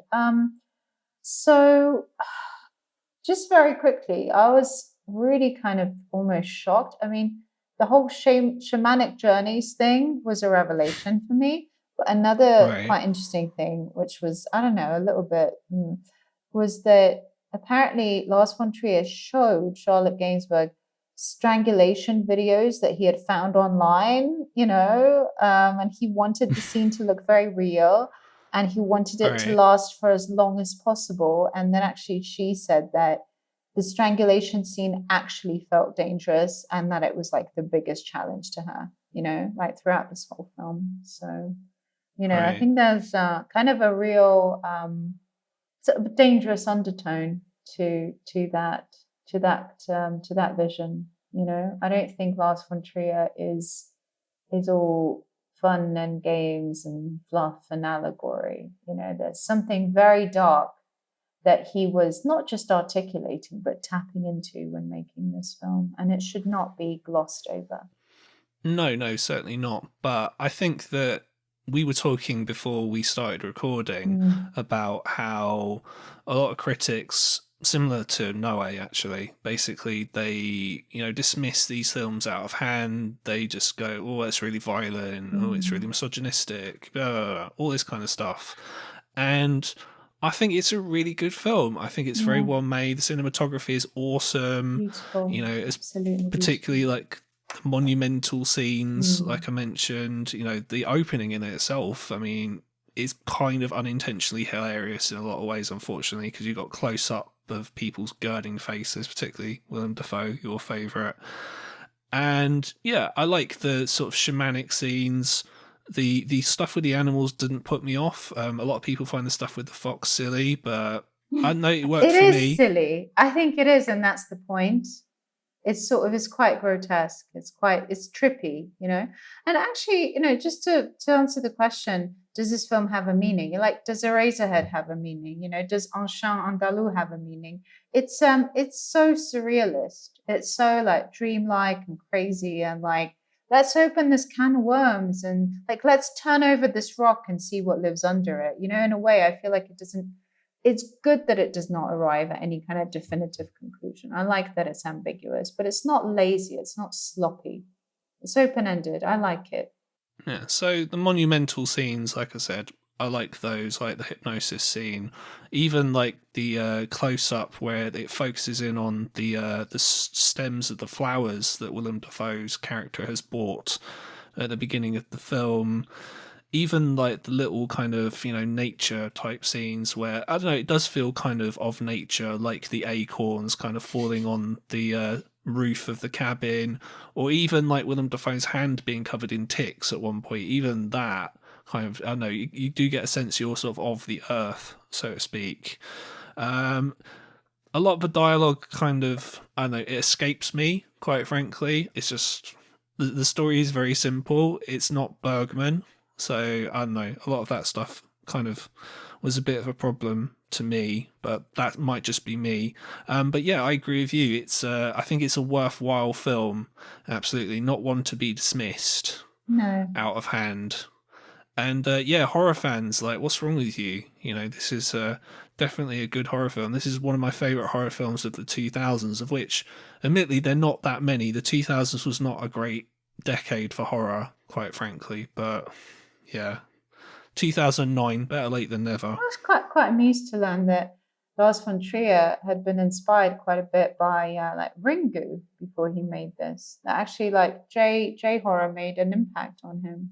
Oh, wow. So there you go. All ties It together. all ties together in a meta narrative of worst date movies ever season. What number season is this? This is season 3, yeah. Yeah, they all watch each other's films as well. Like they're all inspired by Yeah. each other, like Haneke, Von Trier, No way. Noe. Yeah. Yeah, Something that like really actually puzzled me was just how in conversation Luke's Eterna was with like all of this that we're talking about, Charlotte Gainsbourg, behind the scenes making a film, witches, Joan dryer. Bath. Yeah. There's just so much. In fact, one of the sets from Luke's Eterna where Charlotte Gainsbourg walks into this like special effects room where there's like a rubber like corpse and she's talking to the nanny and she's trying to talk to her child. It really reminded me of the special effects room in the making of documentary of Antichrist, where they had these like limbs and bits lying around. It just really kind of just made me smile, actually. Yeah. You'll find a lot of special effects rooms like that. It's just they've got different budget levels. So the budget for the special effects on August Underground is going to be different for the level of budget on this film, for example. I But wonder it's the same idea.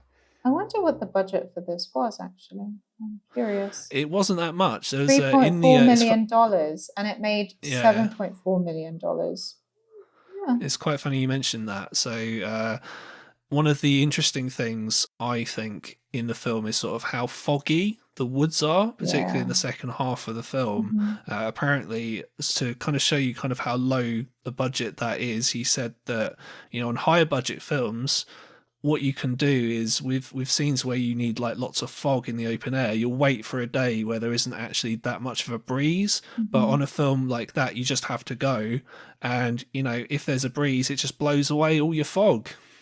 So you're fucked. You have to just start again, or sort of be creative.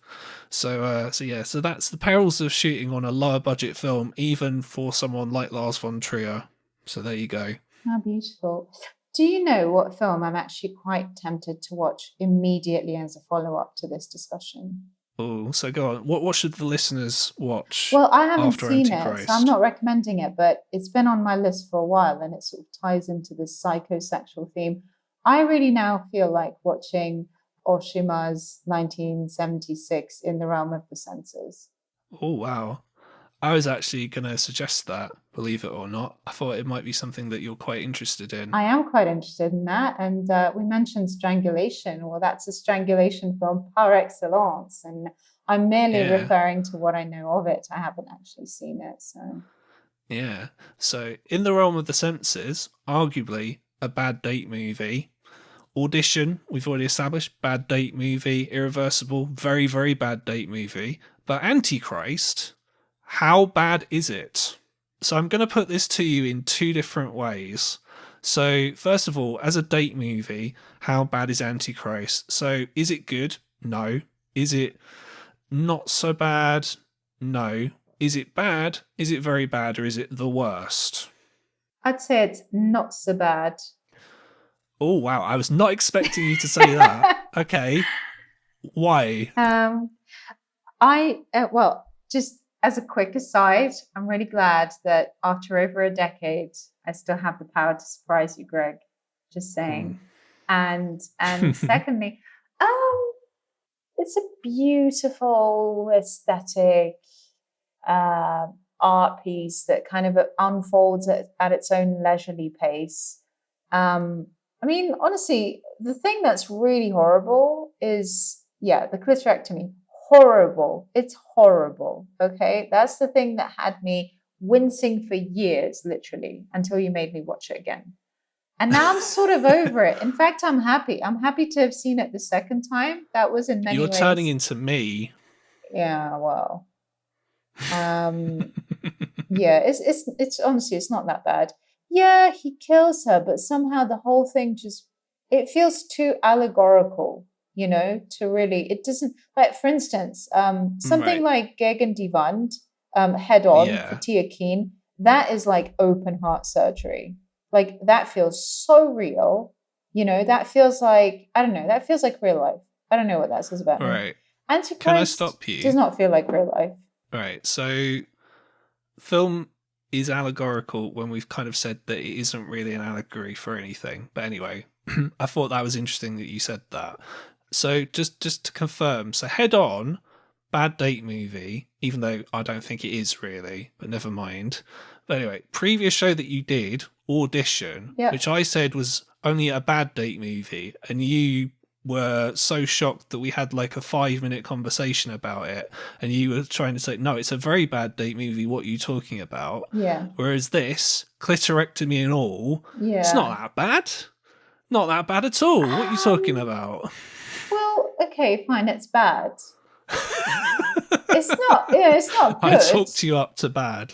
Yeah, okay, fine. I mean, if we were to compare, like, I think compared to something like Dancer in the Dark, like Dancer in the Dark actually had me like crying and just feeling like I hate humanity, like, honestly, people, come on. Yeah, so sorry to cut you, but this was actually going to be my next question. Yeah. So basically, of all of Von Trier's films that I have basically made you wanted to watch. Yeah. like for the gimmick, let's say that I forced you like an absolute bastard to watch Don't give for yourself this that show. power. Which one would you say is the worst date movie of all of his films? Dancer in the Dark, hands down. It's just distressing. It's emotionally distressing. And it's sort of like, in many ways, it's a melodrama. It's very like you are quite predictably being led down this path. It all ends in tears, it ends in death, it ends in this sort of martyrdom of the main character, who's very sympathetic, quite helpless. you know um yeah, Dancer in the Dark, hands down. I think the problem with Antichrist and the date movie question is that it's just so damn beautiful. It's just so beautiful. It's almost like the beauty of it redeems the horror. Yeah, fuck yeah, I can see that. I get that. As far as me, I would say it's a bad date movie. I Mm, certainly wouldn't say it's good. I would say it's also sort of too kind of well made for it to be like a very, very bad date yeah. movie. Mm. Like, and this was sort of my argument with Audition as well, where there is violence, but the violence only happens in like the last third of the film. I mean, I probably wouldn't watch it on a date because it might give one of you ideas, like while you're watching it, But or actually, come to think of it, it is bad because the sex scenes are horrible. I think that whole like psychosexual aspect of it just is not conducive. yeah, but it does have some amazing imagery. I haven't even, believe it or not, as No. long as this episode's been, I haven't even mentioned the scene where they are having sex, what appears to be under a tree, and there are all these hands coming out of the roots, sort of under Spooky. the tree itself, which is a very arresting visual image, I would say. Definitely. Yeah, Definitely. yeah. It's like, I don't know, like it reminded me a little bit of Sleepy Hollow. Okay. No, it did, with the tree, with the heads, with the severed I mean, heads, I and know what you're trying. I get it, but it's it's quite funny. it's Yeah. quite different, obviously, but at the same Mm, time, it's got just a bit. that, Yeah. well, it's got that fairy tale feel to I'm. it. It's a Yeah. Yeah. gothic fairy tale. That's what I mean. It's like Yeah, La Belle et la Bête by Cocteau. It's sort of which I that haven't kind of seen, aesthetic. which was one It's of a great film. H.R. Giger's favorite films, believe it or not. That really it scared him when he saw it as a child, and it influenced a lot of his work, especially this idea of like disembodied limbs and things like that. So very clever. Yeah. So Antichrist, like however bad a date movie it is, it's still a bad date movie. And I agree with you. I would say of all Von Trier's films, Dancer in the Dark is the worst film to watch on a date, which kind of goes to show, and this is something that I've always thought, and it's nice to see that I've been proved correct, Mm. where you can have all the physical violence you want, you can have torture.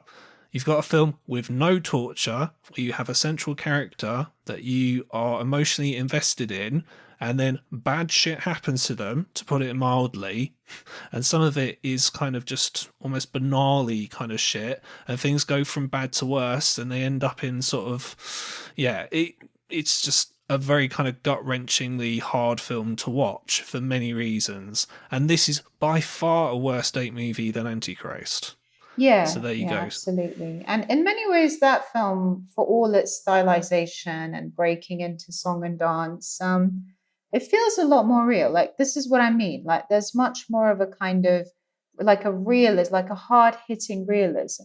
Like the reason why like, I keep bringing up Head On, but honestly, it's a film that like really affects me. Like it really affects me emotionally. Like it just and I would not say I'm a sentimental person, but it really affects me, and it feels like something that like really happened, like something that every time I watch it, it feels like it's not far removed from everyday life. It's happening somewhere, it's unfolding, But with Antichrist, it feels real within the universe of the film, but its function is not so much to depict everyday reality. we like, the vagaries of human relationships, is to present a kind of different order of reality, kind of archetypal conflict, kind of universal war, man against woman, man against nature, man against God, God against the devil, So man against crow, man acorns against man. Bring it back to acorn. Man versus acorns. Definitely. And that's, I think, the best way to end the show, I would say, on the acorny note, of which oaks will grow, no doubt. So this has been a super epic show. This has been by far the most epic show I think I've ever done in my life, of which I've had a fucking grand old time talking about this film. I hope you guys have enjoyed listening to it. I want to thank, once again, Myroslava Hartmond for coming on the show. Can I convince you to come on again the next series? Maybe. You can. Awesome. So there you go. So the next series of Worst Date Movies Ever, near the end of the year, yes, Myroslava will be back. So Myroslava, I want to thank you very much for coming on the show once again. And this has been awesome. I'm not really sure kind of what else to say, other than on the next show, I'm going to be talking about a film from Serbia. One of the worst date movies ever by far. Probably the most disturbing film of the 2010s. It's a film where all kinds of bad shit happens. And I don't want to hex myself, but if things happen that I want to happen, it's definitely going to be an episode that you're going to want to listen to. And I'm going to say no more than that. And thank you very much for listening to the show. I hope you guys all made it through to the end. And I'll see you on the next show. More of the worst date movies ever, motherfuckers. Thank you for listening. If you want to follow me on social media, you can at Worst Date Movies Ever. And don't forget to click subscribe wherever you're listening to this right now to never miss another episode of Worst Date Movies Ever.